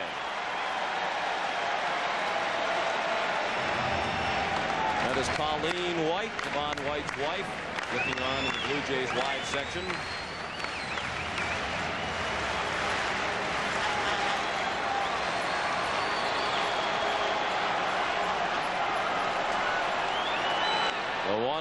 with Henderson running. Was fouled away by White. Devon White, his last at bat from the left side, homers down the right field line. And you may remember in Game 6 of the American League Championship Series, when Gene Lamont brought in a left-hander, Scott Radinsky, the first man he faced was Devon White, and he hit a home run, a solo shot, and then that ignited the Blue Jays.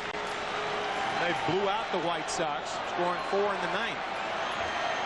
Certainly Lamont made the percentage move. White has been a better hitter left-handed during the regular season. He hit only .254 right-handed as compared to .281 from the left, and Devon had only 3 of his 15 regular season home runs from the right side. I said 4 in the ninth. The Blue Jays scored 3 in the ninth that last game at Chicago.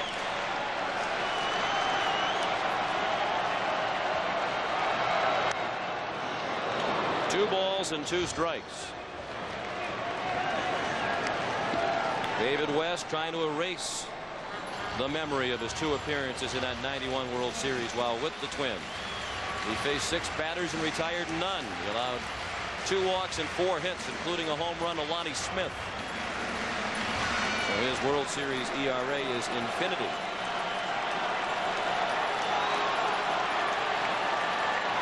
Henderson runs again, and White fouled it off to the right. I think if you run in a situation like this, of course Ricky Henderson knows that. I mean, 1,095 stolen bases during the season. But if you run, you have to make more sure than you would under normal circumstances, because if you get thrown out, you lose the sacrifice fly or fielder's choice that's going to plate a run that puts you 2 runs up. Fans chanting Devo, Devo. That's Devon White's nickname.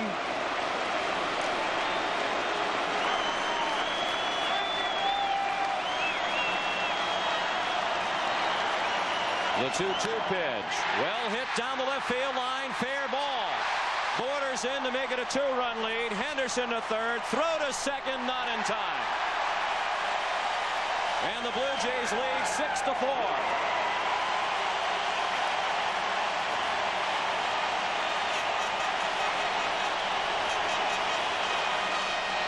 A high, tight fastball, and it's fisted down the left field line.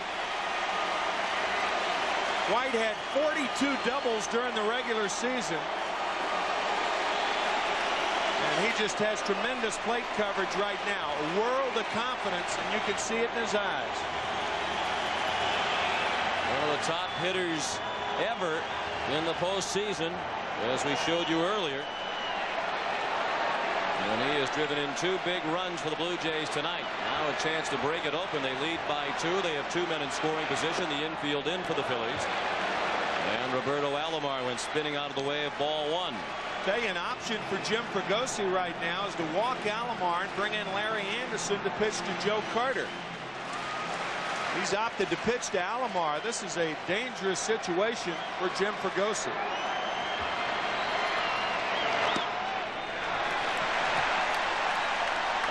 The only Blue Jay not to reach base tonight.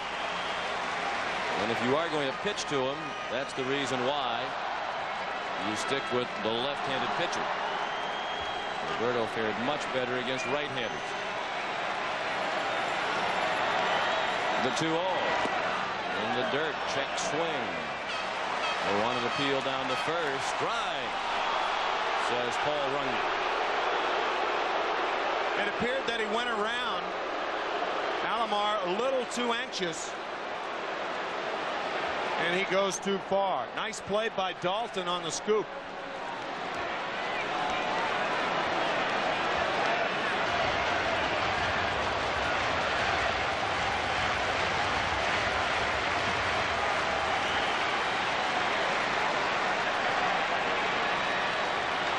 The 2-1, and David West fouled out of play to the right.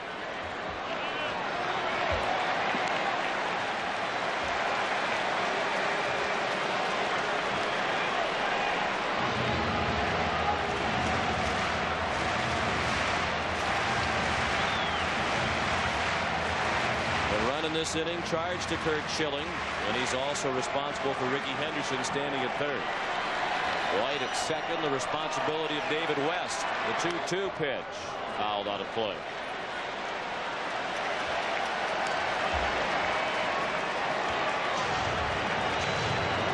He's been outstanding in this situation during his career in the postseason.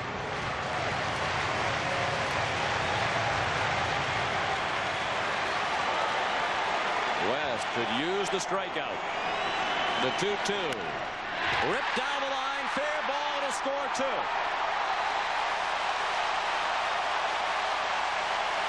Alomar has a double, and the Blue Jays have an 8-4 lead.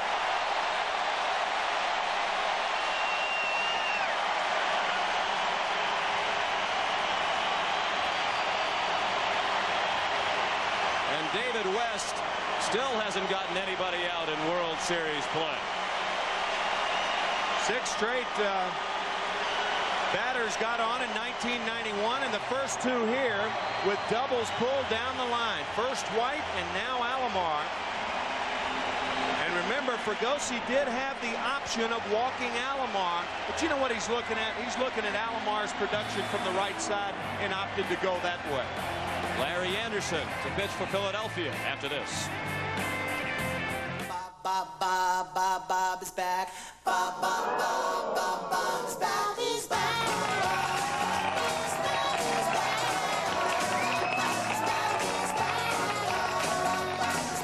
He loves on Friday night, but Jerry burns and Betty wine. Bob is back, going to see us. Today TV. I love this place. It's the new Burger King Everyday Value Menu with big Flame World burgers for only 99 cents. I can't do it myself for 99 cents. Your favorite Burger King foods at new, lower everyday prices, like the Croissant Combo served hot and fresh for $1.99. Check your Burger King Everyday Value Menu and be sure to try the delicious Flame World Whopper Combo for $2.99. That's great news for my pocketbook. Value every day. Have it your way. You're gonna want to come back every day.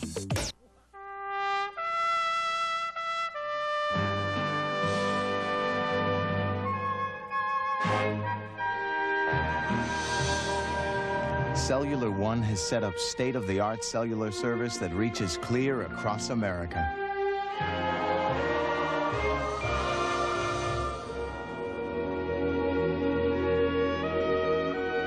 Beautiful, isn't it? Jell-O gelatin's just 12 cents a serving. That's 4 cents for the giggles, 4 cents for the improved motor skills, and 4 cents for creativity. Hello, Jell-O. Whatever your budget, there's always room for Jell-O. I can take care of myself in the ring, but in my car, I trust Meineke for safe, reliable brake service at a low price. Now more than ever, at Meineke, you're not going to pay a lot, but you'll get a lot. I guarantee it. Tomorrow on the NFL Today, Jimmy Johnson and Steve Young on the San Francisco-Dallas NFC Championship rematch. Plus the latest on Dickerson, Kosar, Moon, the Giants, and the unbeaten Saints. That's all tomorrow at 12:30 Eastern on the NFL Today. All you need to know. David West faced 2 men and gave up 2 doubles. The first to White, the second to Alomar, and the new pitcher is Larry Anderson. Larry Anderson, the oldest reliever in the National League. He's over 40. And he had a save in the National League Championship Series with no save during the season.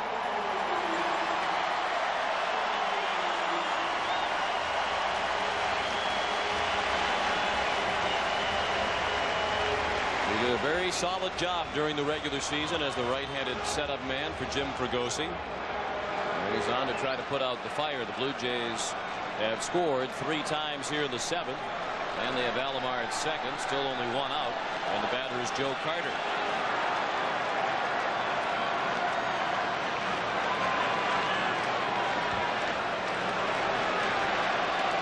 How about that, though? Larry Anderson, with 64 appearances during the season, he had no saves, and then he saves 1 in the National League Championship Series. That has never been done, by the way, with pitchers who have had 25 or more appearances. And Anderson saved that dramatic Game 5 win. Came on to the 10th after Lenny Dykstra had given the Phillies the lead with the home run in the top of the 10th inning off Mark Wohlers.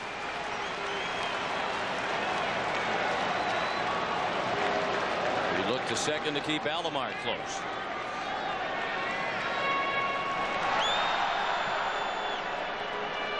Carter drove in a run in the third with a sacrifice fly. He singled and scored in the second.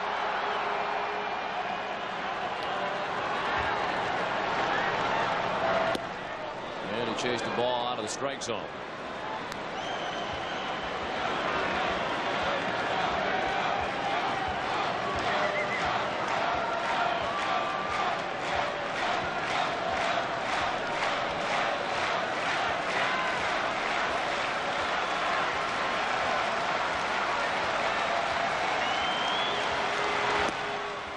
Same pitch and same result, 1-2. I think Joe's going to see that pitch again. That's a slider down and away, and that's the slot, the effective slot for Larry Anderson.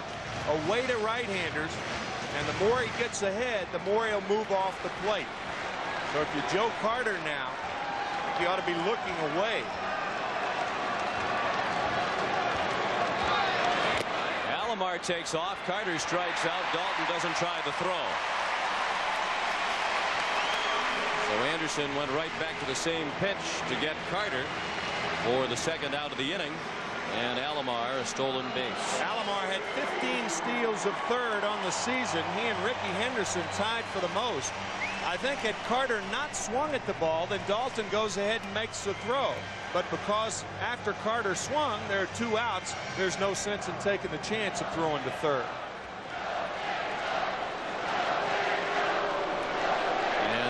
Intentionally walked John Olerud, who homered his last time up. This is nothing new. Olerud was intentionally walked 33 times during the regular season. But you don't gain much with number 19 standing in the on-deck circle. He spoke of Anderson's performance in Game 5, and it was memorable. He said he was extraordinarily nervous when he took the mound, was shaking like a leaf, and was really rushing, not taking his time between pitches. And Darren Dalton went out to the mound and said to him, "Hey, listen, Larry, the beer's on ice. It's still going to be cold when the game's over. Take your time." And they had a chuckle, and Anderson settled down and got out of the inning with the save, and the Phillies had a big win. They took the 3-2 lead back to Philadelphia in 1-6. How about that, though? It's a question of choosing your poison. You know, you walk Olerud to get to Molitor. And from the leading hitter in the league this year, the second leading hitter. Molitor 1 for 3 tonight. An infield single and an RBI back in the second. Ball 1, low and away. Molitor is the 8th batter of the inning.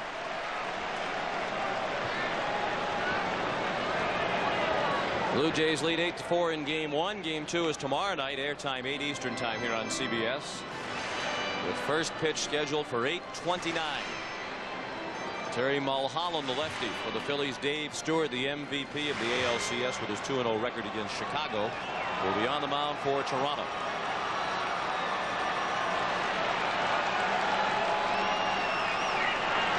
Molitor tried to surprise with a bunt, and he fouled it off. Catching Dave Hollins back at third base, and if nothing else, that'll bring Hollins in.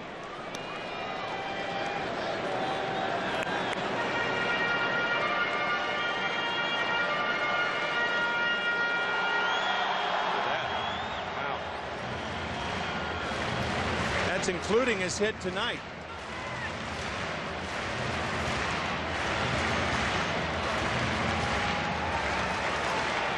Eight for Toronto. We're in the 7th inning. Runners at first and third with 2 outs.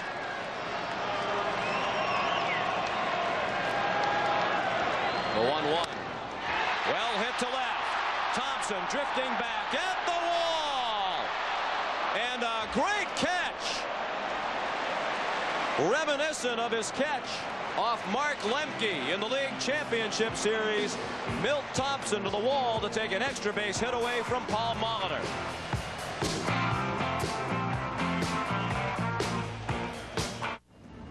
Tonight's top story, storms on the East Coast causing delays up and down the entire eastern seaboard.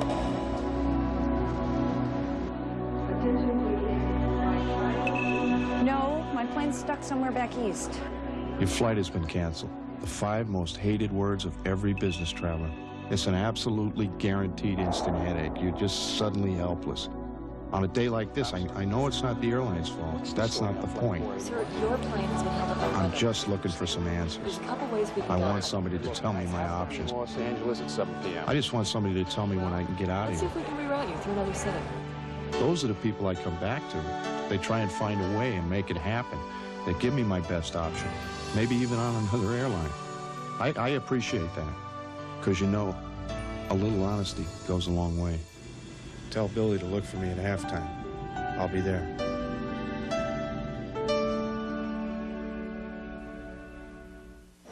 When most manufacturers develop a new truck, they start with a model. Good idea. Here's ours. Introducing the first and only family of trucks designed from the inside out. A design that starts with you and has become the all-new Chevy S-Series. Everything else is history.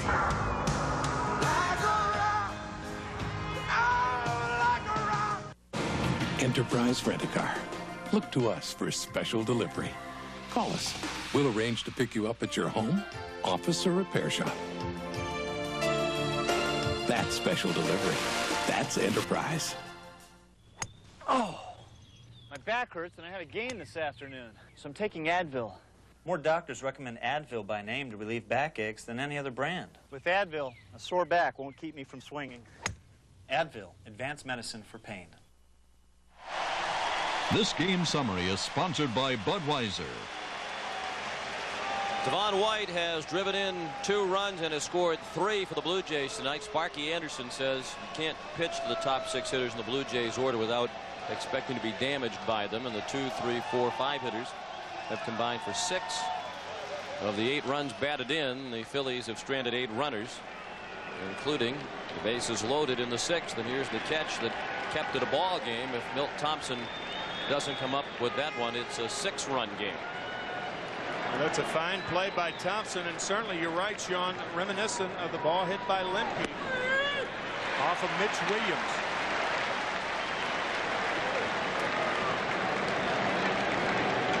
So it's a 4-run deficit facing Philadelphia with 2 innings remaining. Ricky Jordan to the plate, and he's quickly in the hole 0-2. He's 1 for 3. He singled to right off Al Leiter in the 6th. He struck out his first 2 times up tonight. That was against Juan Guzman. Pete Incaviglia has moved into the on-deck circle to hit for Thompson. And then Kevin Stocker is due up. Still 0-2 on Jordan. Al Leiter has pitched 2 scoreless innings of relief. He retired the side in order last inning.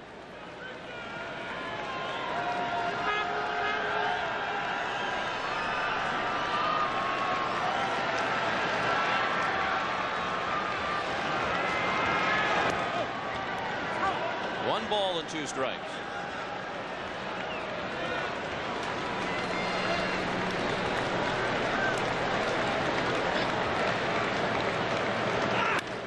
Well hit, but right at Sprague.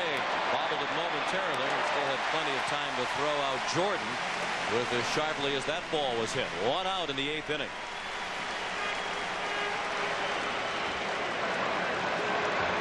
The hops are more predictable on the artificial surface. That ball on top of Sprague so quickly, it hit the heel of the glove, popped out. But the hops have been going the Blue Jays way the last couple of innings. Perhaps only fitting that they should get the hops since their team is owned by a brewery. The Labatt Brewing Company. Incaviglia batting for Thompson. Minky at 274 during the regular season, with 89 runs batted in only 116 games. He tried to abort the swing. It was much too late.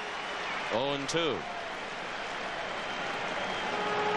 You talk about the hops, and there should be predictable hops throughout this series. This will be an all artificial turf World Series, only the 4th World Series in history in which all the games will be played on the fake grass. And the first one since 1987, when the Twins and the Cardinals met. The Twins beating St. Louis in 7. And the only World Series the Phillies have won was the first, played entirely on artificial turf in 1980 when they beat Kansas City. This is the 4th World Series played entirely on artificial turf. And Pete Incaviglia fortunate to still be standing at home plate. Davey Phillips looked like he was about to ring him up and then thought better of it.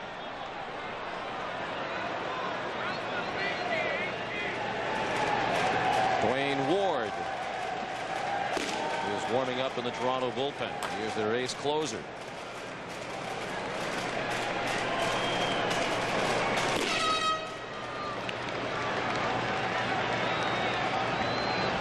For Toronto in the top of the 8th. 1 out of the base is empty. Al Leiter's 2-2 is inside. Looked like he tried to get a little extra on that one.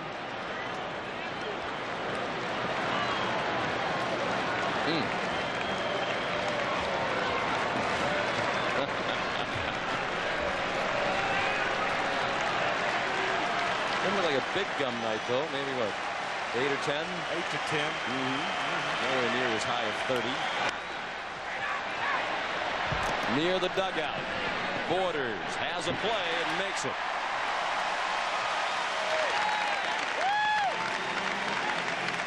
Two down in the 8th, and all of a sudden Al Leiter has retired 6 in a row.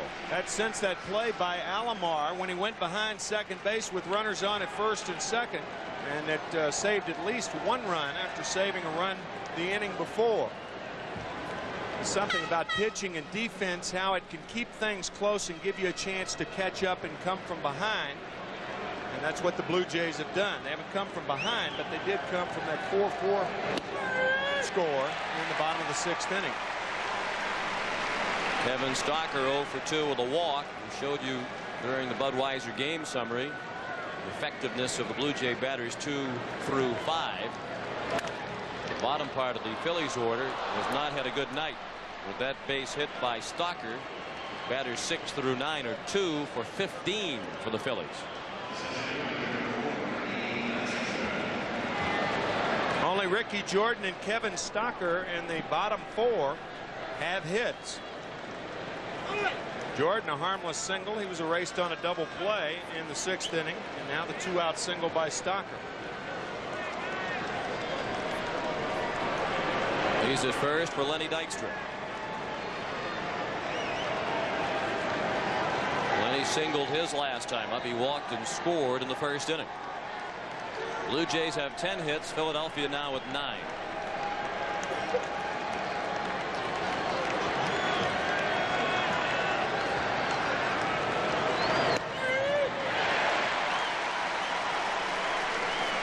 Lenny Dykstra with 6 postseason home runs. Only Jose Canseco, Kirk Gibson, and Dave Henderson have more among active players.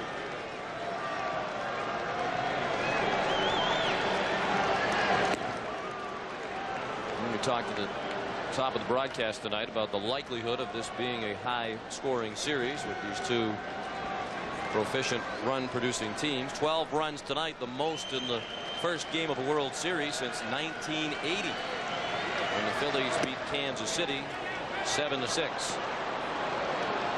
That'd be what, about 13 runs? You got it, baby. Bob Walk was the winning pitcher in that game, as a matter of fact. He was a rookie starting for the Phillies. Boy, took one shoe off to figure that out. Alomar couldn't come up with the ball in shallow right, and Dykstra is aboard at first.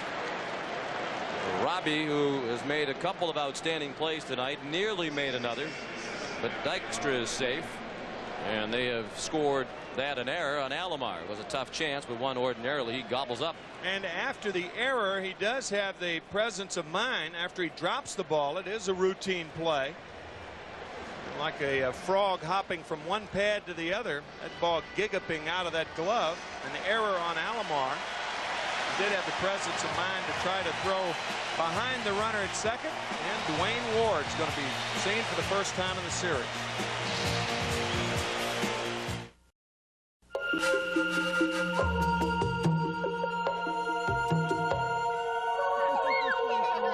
At the Mutual of Omaha Companies, we understand that change is a natural part of life. So it's only natural that as your family changes, the way you protect them should too.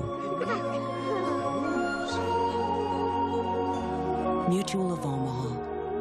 Life insurance to protect your changing world. Save right now. Buy 3 Goodyear tires at the regular price, get the 4th tire free. That's right. Buy any 3 of these Goodyear tires at the regular price and get the 4th free. 4 for 3 now. Hurry, savings end soon. If this reminds you of the productivity in your office, get the copiers Buyers Lab gave their highest rating for uptime. Meet up and get productive. About 65 miles south of the nearest stoplight, and 2 miles up in the Rocky Mountain sky, you'll find skiers' heaven, also known as Telluride. The skiing's perfect and the views are even better. And whether you're going to extremes or just going for a lesson, don't go without your Visa card. Because at Telluride Ski Resort, they'll let you take the plunge, but they won't take American Express. Visa, it's everywhere you want to be.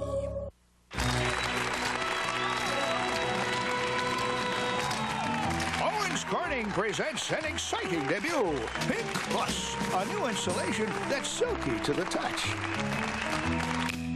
The reason? Pink Plus is our famous pink fiberglass insulation wrapped in smooth pink poly, which also makes it extra easy to install. So get in touch with a premier insulation.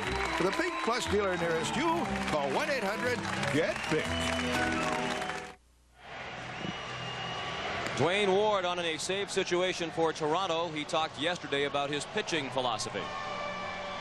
I try to get a different look with my breaking ball each time I see a guy. To right-handers, it's going to be primarily something that is going to be down and away from them. But sometimes, I'll drop in for a strike. Just let these guys know that, yes, I will throw it for a strike on you if you're not careful. And to left-handers, it's a dangerous pitch because if you do hang it, they have a good tendency of hitting it out of the ballpark.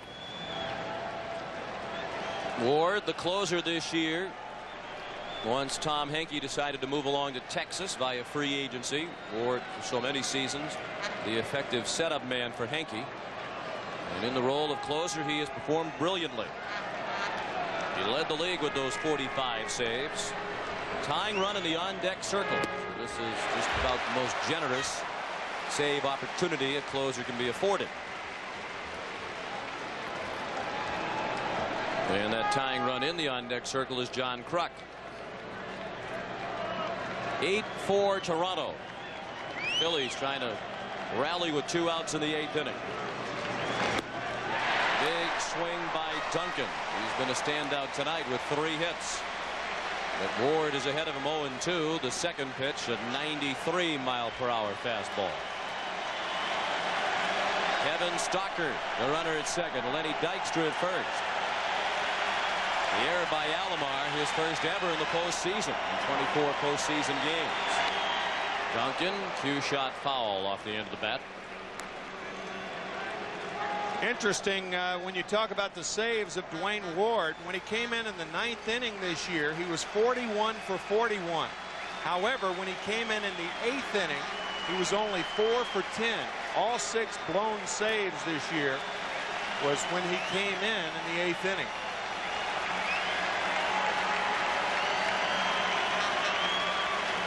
To Duncan. Check swing, strike 3, says Davy Phillips. And Ward comes on to quickly put out the fire. We go to the bottom of the 8th. 8-4 Toronto.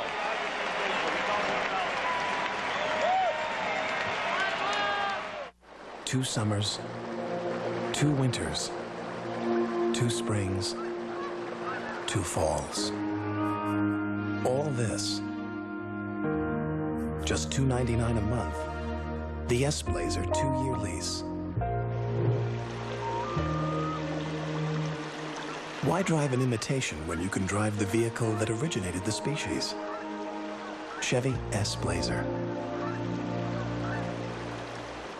This is the perfect time to try my new Polaroid Captiva. Smile! Hey, where's the picture? There's no picture? Did you see the picture come out? How can that be a Polaroid camera if there's no picture? It doesn't look like a Polaroid camera. It's not a Polaroid camera. Introducing the new Polaroid Captiva. It's sleek, it's stylish. Its pocket-sized pictures stay in a special compartment till you take them out, so you're free to shoot and shoot. Maybe if you shake it. Yeah, shake the camera. The new Polaroid Captiva. The pictures stay in till you take them out.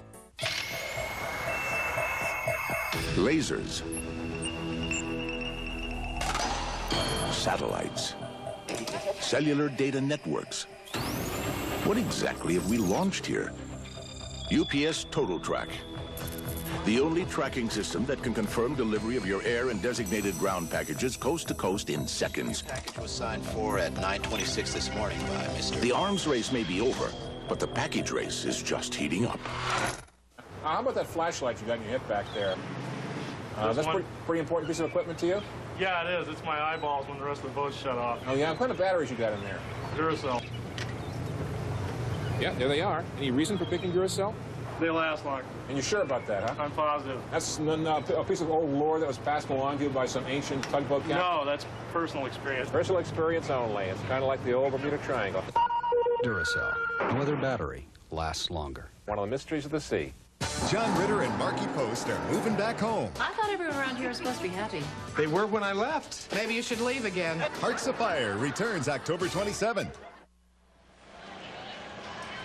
Welcome back to Toronto. George Brett of the Kansas City Royals recently retired throughout the ceremonial first pitch, and we now join him here in the commissioner's box, or what should be the commissioner's box, but since there isn't a commissioner, we're down here with Bud Selig. Anyway, George, what is your assessment of this game in this series? Well, I've seen the Blue Jays play about 13 times this year, and have played against them for a long time. They're a great ball club.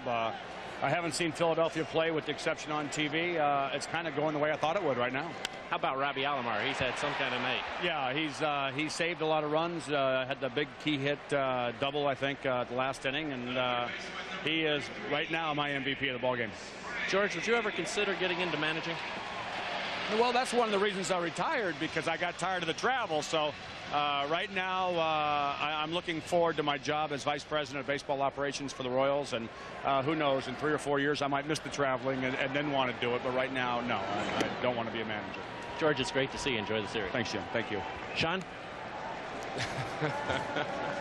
Thank you, Jim. Thanks to George Brett as well. Roger Mason is on the mound, new pitcher for Philadelphia. You got Tony Fernandez to line to center on the first pitch of the inning. And now Ed Sprague is at the plate with a count of 1-1. Those the numbers posted by Mason, dividing his time between San Diego and Philadelphia. Came over to the Phillies in a midseason trade. And Pete Incaviglia remains in the game in left field. Sprague looked at a ball, 2-1. Funny seeing George Brett. You think the last time the Phillies played in a World Series, it was 1980, the year that George Brett had his best year. Hit .390 that year, and it was hitting .400 in late September. Croc. Officer run a little interference. Gave the gentleman a pat on the back. We talked earlier about how the Toronto papers have picked up kind of where the Atlanta papers left off, poking fun at the appearances of the Philadelphia Phillies. Well, yesterday the Toronto City Council passed an ordinance allowing bars, as Sprague strikes out, in the city of Toronto to stay open an hour later tonight and tomorrow night. Ordinarily, taverns in the city of Toronto required to close at 1 a.m. and they'll be allowed tonight and tomorrow night to stay open until 2 a.m. And there was a cartoon in the Toronto paper, a sketch of John Kruk with a large belly, and said, "Can you believe they changed the laws just to accommodate me?"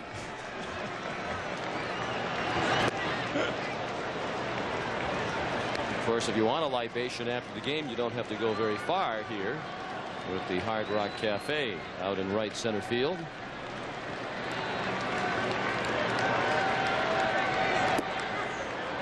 Pat Borders upset with himself after an ugly swing, 0-2. Well, it's the Phillies who are between a rock and a hard place tonight. They trail by 4. Roger Mason trying to hold the Blue Jays down until... I liked that one, by the way, and Buzz Hannon, our stage manager, groaned when you said that. He did? He did. It's his birthday. Show the man some respect. And again, playing on that theme. Friendly warning from the locals to the men from Philadelphia. 2-2 the count on Borders. He's 1 for 3. Started a 3-run rally in the 7th with a 1-out single and scored the first of the 3 runs. Roger Mason, the 4th pitcher of the night for the Phillies.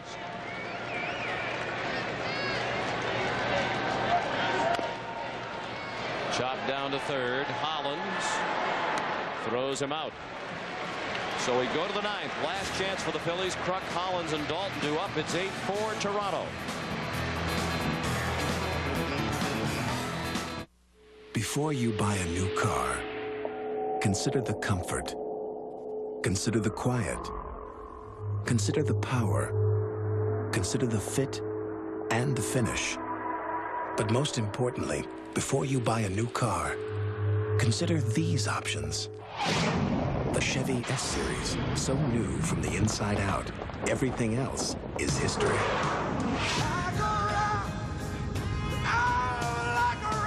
I ordered pepperoni and onions on this pizza. I can't taste them. I can't even see them. They're just cut small. Small? How small? So small they can't be seen by the naked eye. Want big toppings? Introducing the new Chunky-style pizza from Pizza Hut. It's got big chunks of meat and vegetables for taste you can actually see. Airbags, seat belts, and anti-lock brakes, child safety seats, careful driving, and a set of Michelins. You need 2 hands to count all the special rates and discounts on Allstate car insurance. For more than one car, pickup trucks, anti-lock brakes, airbags. Good drivers, excellent drivers with Allstate home insurance. And retired drivers over 55.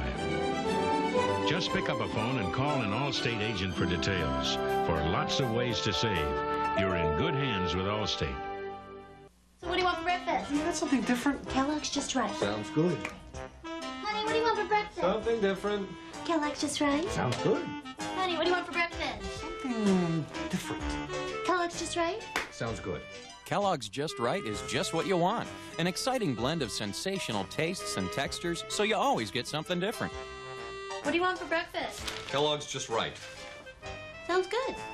Kellogg's Just Right. You just never get tired of it. Sean McDonough with Tim McCarver, Jim Gray, and Pat O'Brien at Sky Dome in Toronto for Game 1 of the World Series. The Philadelphia Phillies have enjoyed the lead in this game on 3 occasions, but 3 times Toronto battled back to tie, and then the Blue Jays took the lead in the 6th and 7th innings. Tonight's coverage of the 1993 World Series, produced by Bob Degas, directed by Bob Fishman. Our associate director is Steve Shear. The coordinating producer of Baseball 93 is Eric Mann. Baseball 93 is produced by George Barris. The senior producer of CBS Sports is Ed Gorin. And the executive in charge of production is Rick Gentile.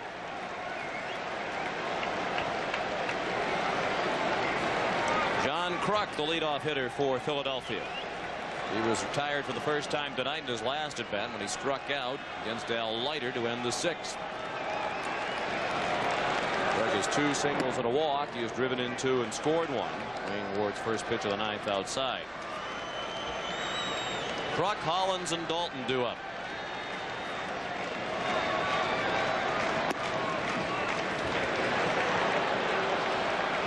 Two and 0. Wayne Ward finished in the shadow of Tom Hinkie for 5 years before finally being given the job of short reliever. Hinkie with 40 saves with Texas this year, and Ward with 45. Think of how many years earlier Dwayne Ward could have been given the job and been successful. He has just had a remarkable year. He was the first Blue Jay ever to lead the American League in saves with his 45 this year.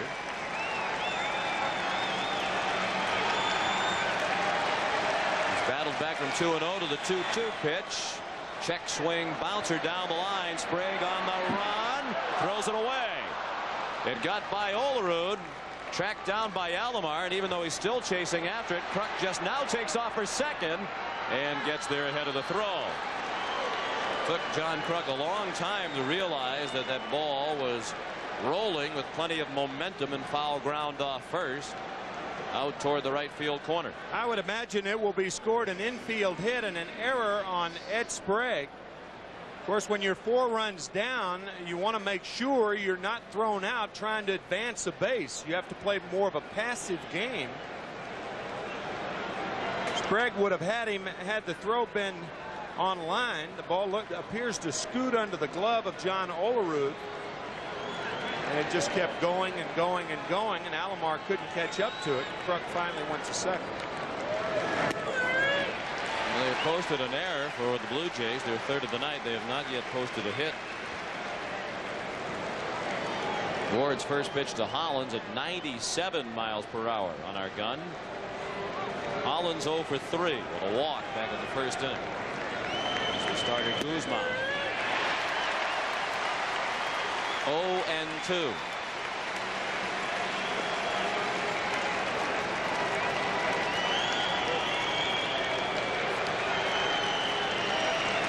Has been scored a hit and an error now.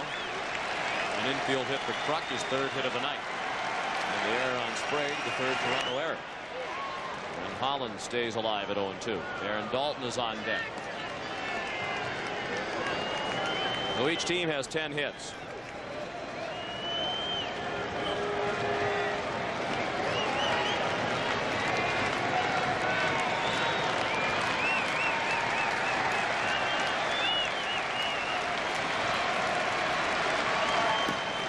Dirt blocked by Borders. That kept Kruk at second.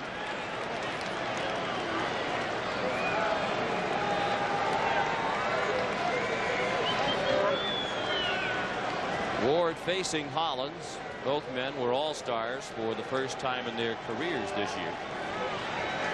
Ward's appearance in the all-star game in Baltimore overshadowed by all of the theatrics surrounding Mike Messina of Baltimore. He was warming up in the ninth inning while Ward was on the mound. Hollins strikes out.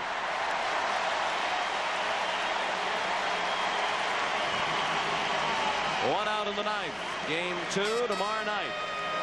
8 o'clock airtime here on CBS. That's Eastern time. And the first pitch at 8:29. Again, the pitching matchup. Terry Mulholland for Philadelphia and Dave Stewart, a former Philly, for Toronto. There's Mulholland, unless things change here in a hurry. Will be pitching tomorrow night with his team trailing in the series 1-0. Aaron Dalton took strike 1 at the knee. And unless things change for the Toronto Blue Jays, they will continue to have problems with left-handed pitchers. That's why Jim Fregosi is throwing 2 left-handers against Toronto, because the Blue Jays against left-handed starters this year were 22 and 25. Dalton with a home run cut. He foul-tipped it into the mid of Borders. And that record for Toronto against left-handed starters, the worst record versus lefty starters by any World Series team in the last 55 years. And that's a note Jim Fregosi is well aware of. The 0-2 struck him out. And that was one of those pitches Ward talked about in the soundbite that you heard when he first came into the ball game. The slider down on the back foot of a left-handed hitter. That's the similar pitch on which he got Dave Hollins. 2 sliders down and into the left-handers. And what that does when he comes in a very close game in the future, if that situation exists, it allows him to throw the fastball away from the left-handers because they'll be conscious of the breaking ball. Fastball in tight to Eisenreich. He's 0 for 4, has struck out twice, including his last at bat.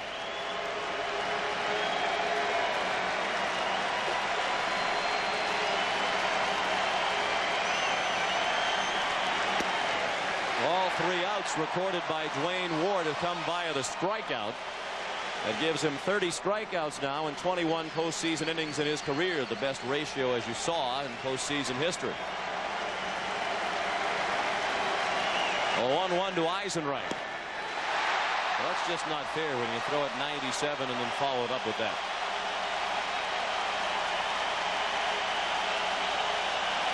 The Blue Jays 1 strike away from winning game 1.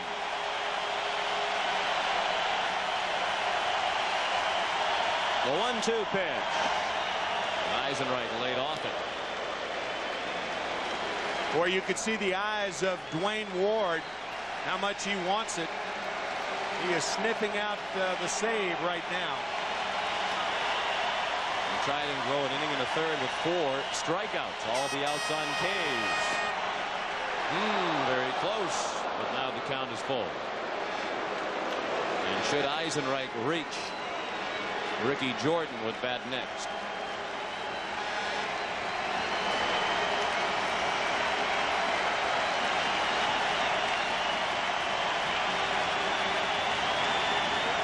The 3-2 pitch. Fouled away to the left. Another 97-mile-per-hour fastball from Ward. 29-year-old right-hander, 6'4", 225 pounds, a native of New Mexico. Makes his home now in the offseason in Las Vegas. He was an offseason golf companion of Greg Maddux, the Atlanta Braves. The payoff pitch. Eisenreich still alive. The crowd didn't realize that Borders didn't squeeze the foul tip.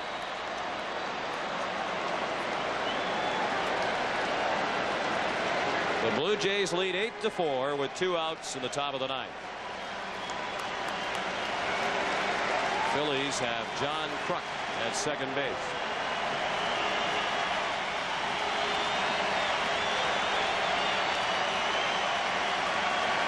Another 3-2 pitch. Little lob and a base hit down the left field line. Kruk around to score, and it's 8-5, and that puts the tying run in the on-deck circle for Philadelphia. That's a terrific at bat by Jim Eisenreich, working the count to 3-2, fouling off a couple of nasty pitches down the left field line, allowing Kruk to score. First RBI of the series for Jim Eisenreich, first ever, as a matter of fact, this being his first season. And now it's up to Ricky Jordan to get on deck for Pete Incaviglia. If Jordan gets on, Incaviglia would represent the tying run. Jordan bounced one foul past Larry Boa in the third base coach's box. Ricky's 1 for 4. He singled in the 6th off Al Leiter.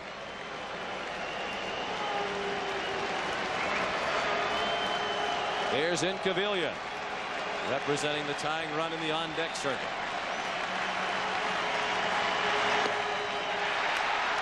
The head one flying out, and the count is 0-2 on Jordan. The fans are back on their feet.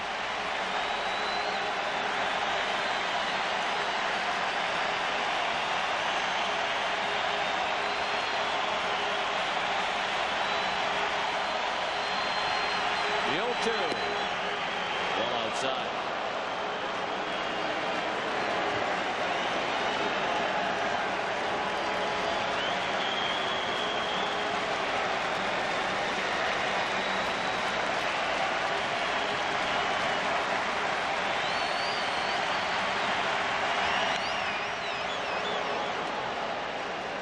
That was a hanger there. That ball was hittable. Just stayed up in the strike zone, and Jordan fouled it back.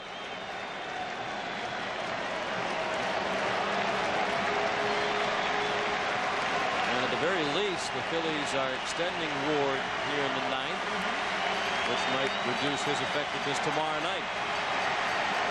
Eisenreich found him. Eisenreich takes off for second. Fly ball to right. Carter started in. Now he's back to make the catch. And game one of the 1993 World Series goes to the Toronto Blue Jays.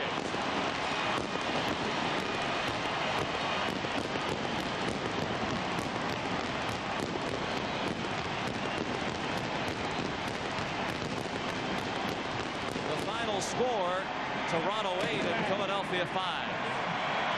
We'll have more from Skydome right after this.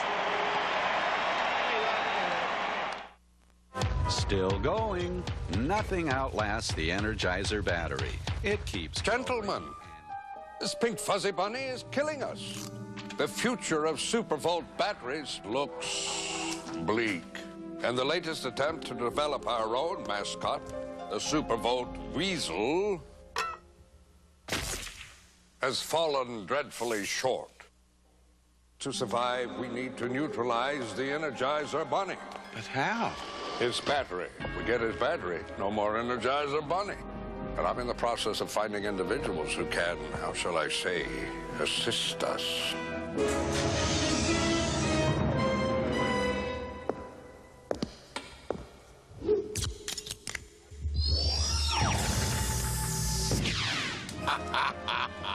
Say goodbye, Mr. Energizer Bunny.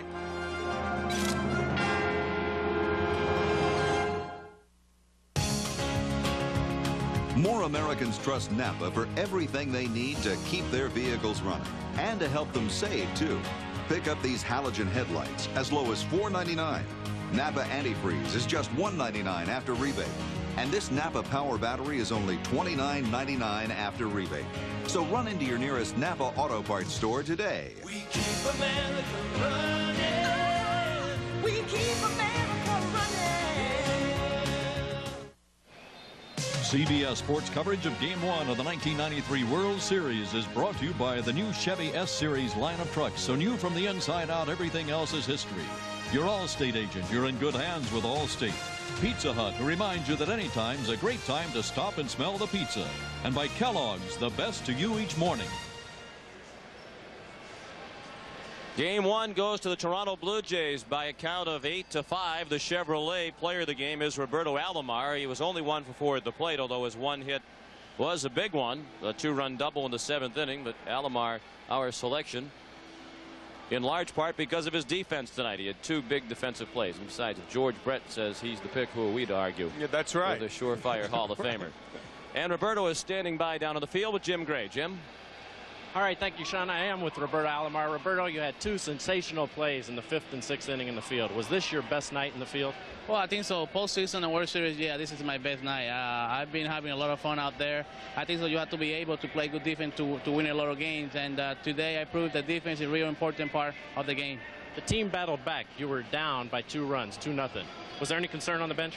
Well, it's no concern. We have a good offensive team. You know, all we need to do is just get the top man on base, and if they get on base, do the bottom line, let them do the job. And today we get some key hit when we need to, and we play good baseball. Roberto, thank you. Congratulations. We'll see you tomorrow night. Sean?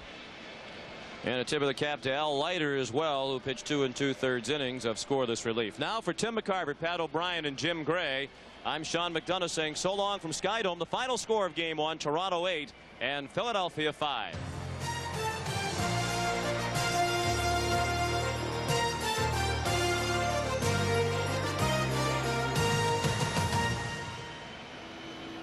Do you want a jam? Get new Nestle Crunch Jammin' Bars.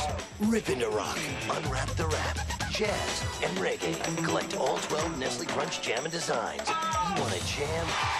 Get new Nestle Crunch Jammin' Bars.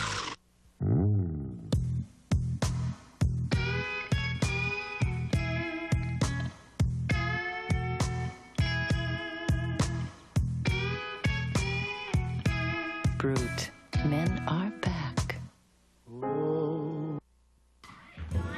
Hi, honey. How'd you make out? Find a new doctor? Did you check their education, board certification, and specialty? How about insurance, office locations, and hours? Have any luck? Yes, honey. I called Jeff now. There's so much to do. Every minute counts. Taking Dad to the senior center, picking up the kids, my new job. What a relief to know that when we need a doctor, it's just one call to Jeff Now. The 94 Ford Ranger is now at your Quality Plus Ford dealer.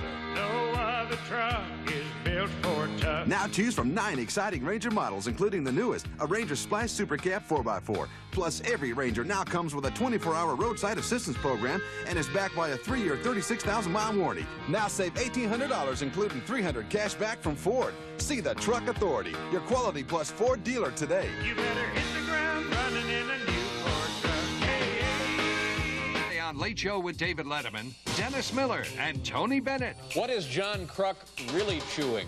Monday on CBS. The great masters defined civilization in Europe. Now we're defining it on the way there. United Airlines' renowned international service to 15 cities all across Europe.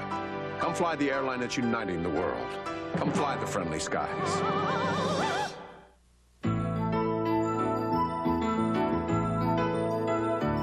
To learn more about this great tradition, the World Series in baseball, the Library of Congress suggests these books: The History of the World Series by Gene Shore, and Once More Around the Park, a baseball reader by Roger Angel. These and many other interesting books are available at your local library and bookstore. Visit them. They'll be happy to help you read more about it.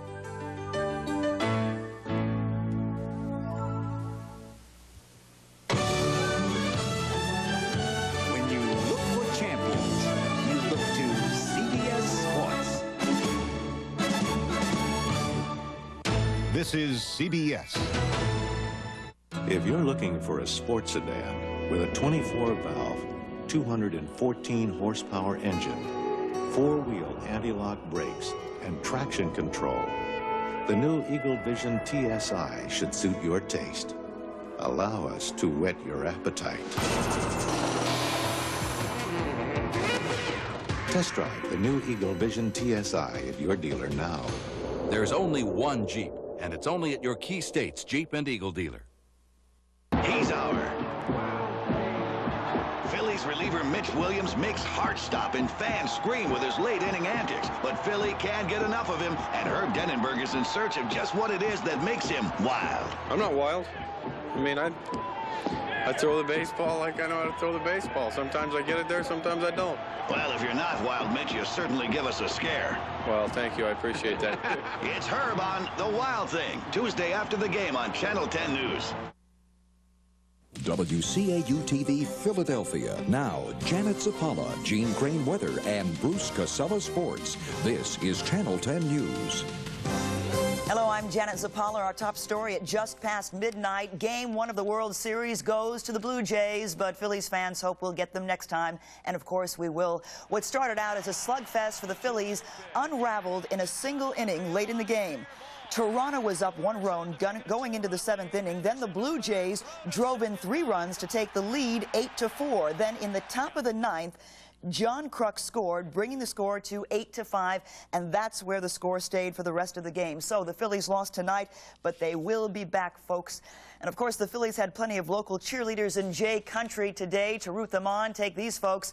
They drove hundreds of miles to Toronto just for 1 World Series game. Channel 10's Big Al Meltzer caught up with them just before tonight's first pitch. 4. 4?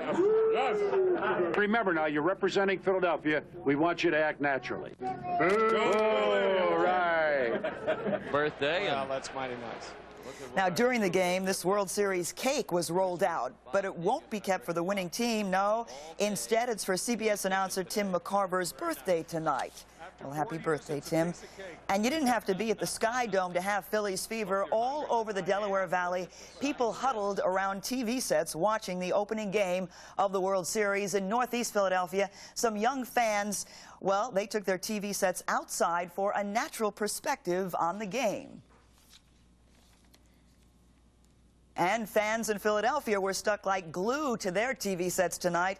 At the Players' Lounge, the place was packed with Phillies fans who watched with great interest the Phils' every move, fully charged with pride and enthusiasm for a team they say should be in the World Series. And it's about time. Those Phillies are hot. No, they're hot. How hot are they? Real hot. I broke my collarbone the same weekend as Lenny Dykstra, only I was 7 months pregnant, and I've always felt an affinity for him, and we're rooting for the team, and we love the Phillies, and David truly loves the Phillies. David, you truly love the Phillies? I truly love the Phillies. I haven't shaved for a couple days. I'm just like John Kruk. God bless the Phillies. Phillies are going to take it all the way. Hoo, hoo, hoo, hoo, hoo. Who? And nothing like a World Series with your team in it to bring people together, all rooting for the same team and bursting with optimism that, yes, the Phils are going to bring it home ultimately. And now on the field inside the Toronto Sky Dome is Channel 10's Ron Burke. Ron, they're going to do it tomorrow night, right? Well, we shall see, Janet. They can't do it if they leave 11 men on base, which is by my count what they did tonight. They had some opportunities to score some runs in some key situations. Got the bases loaded on one occasion. 6th inning, John Kruk came up with 2 outs and struck out. Kruk did have a couple of runs batted in prior to that, however. But it's one of those nights where the Phillies did things well, some things well, but not enough things well. They did pound out 10 hits. It's just that they didn't get the hits when they really needed them. And the Blue Jays batters swing the bat so well.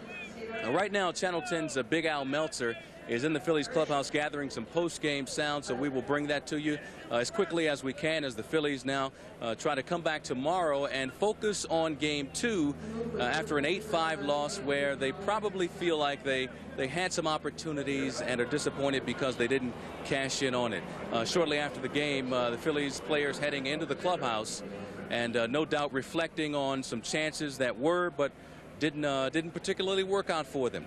We'll be back a little later on live from Skydome with more Phillies post-game right here.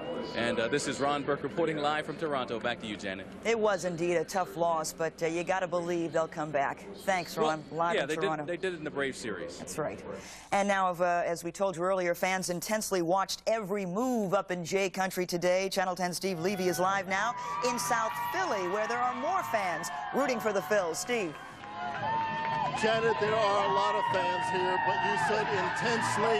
I don't know if it was intensely because this is a big bar. There was a lot going on here, and they were all watching sometimes and sometimes not watching at the Legends Sports Bar at the Stadium Holiday Inn. A very public party, but we also went to a private party. Here's that. You make my heart sing. After they sang Wild Thing, a semi-wild party with all Philadelphia food. Take us on a gastronomical tour of the bill of fare. Yes, from all over Philadelphia, we have, of course, the soft pretzel, very important. French's mustard, a Philadelphia favorite. The South Philadelphia hoagie, don't let anyone convince you these were not created in Philadelphia because this is where these are from. And get the cake. Hurry up, get the cake. And water ice. Lois, explain the purpose of having all Philadelphia food. This is the only way to do it. This is Philadelphia. This is what we've been waiting for. This is just the beginning. And you're house sitting here. Yes, I am. Does the owner know you're throwing a wild party? Absolutely not. And proudly displaying many personally autographed pictures. I've been collecting them over the years. And I've seen every game this season. Every 162? All 162 games. We got another picture over here. Look at this one. Who's that? That's Jimi Hendrix. Who did he play for? Braves. Braves. And then the big ceremony to kill the Blue Jay.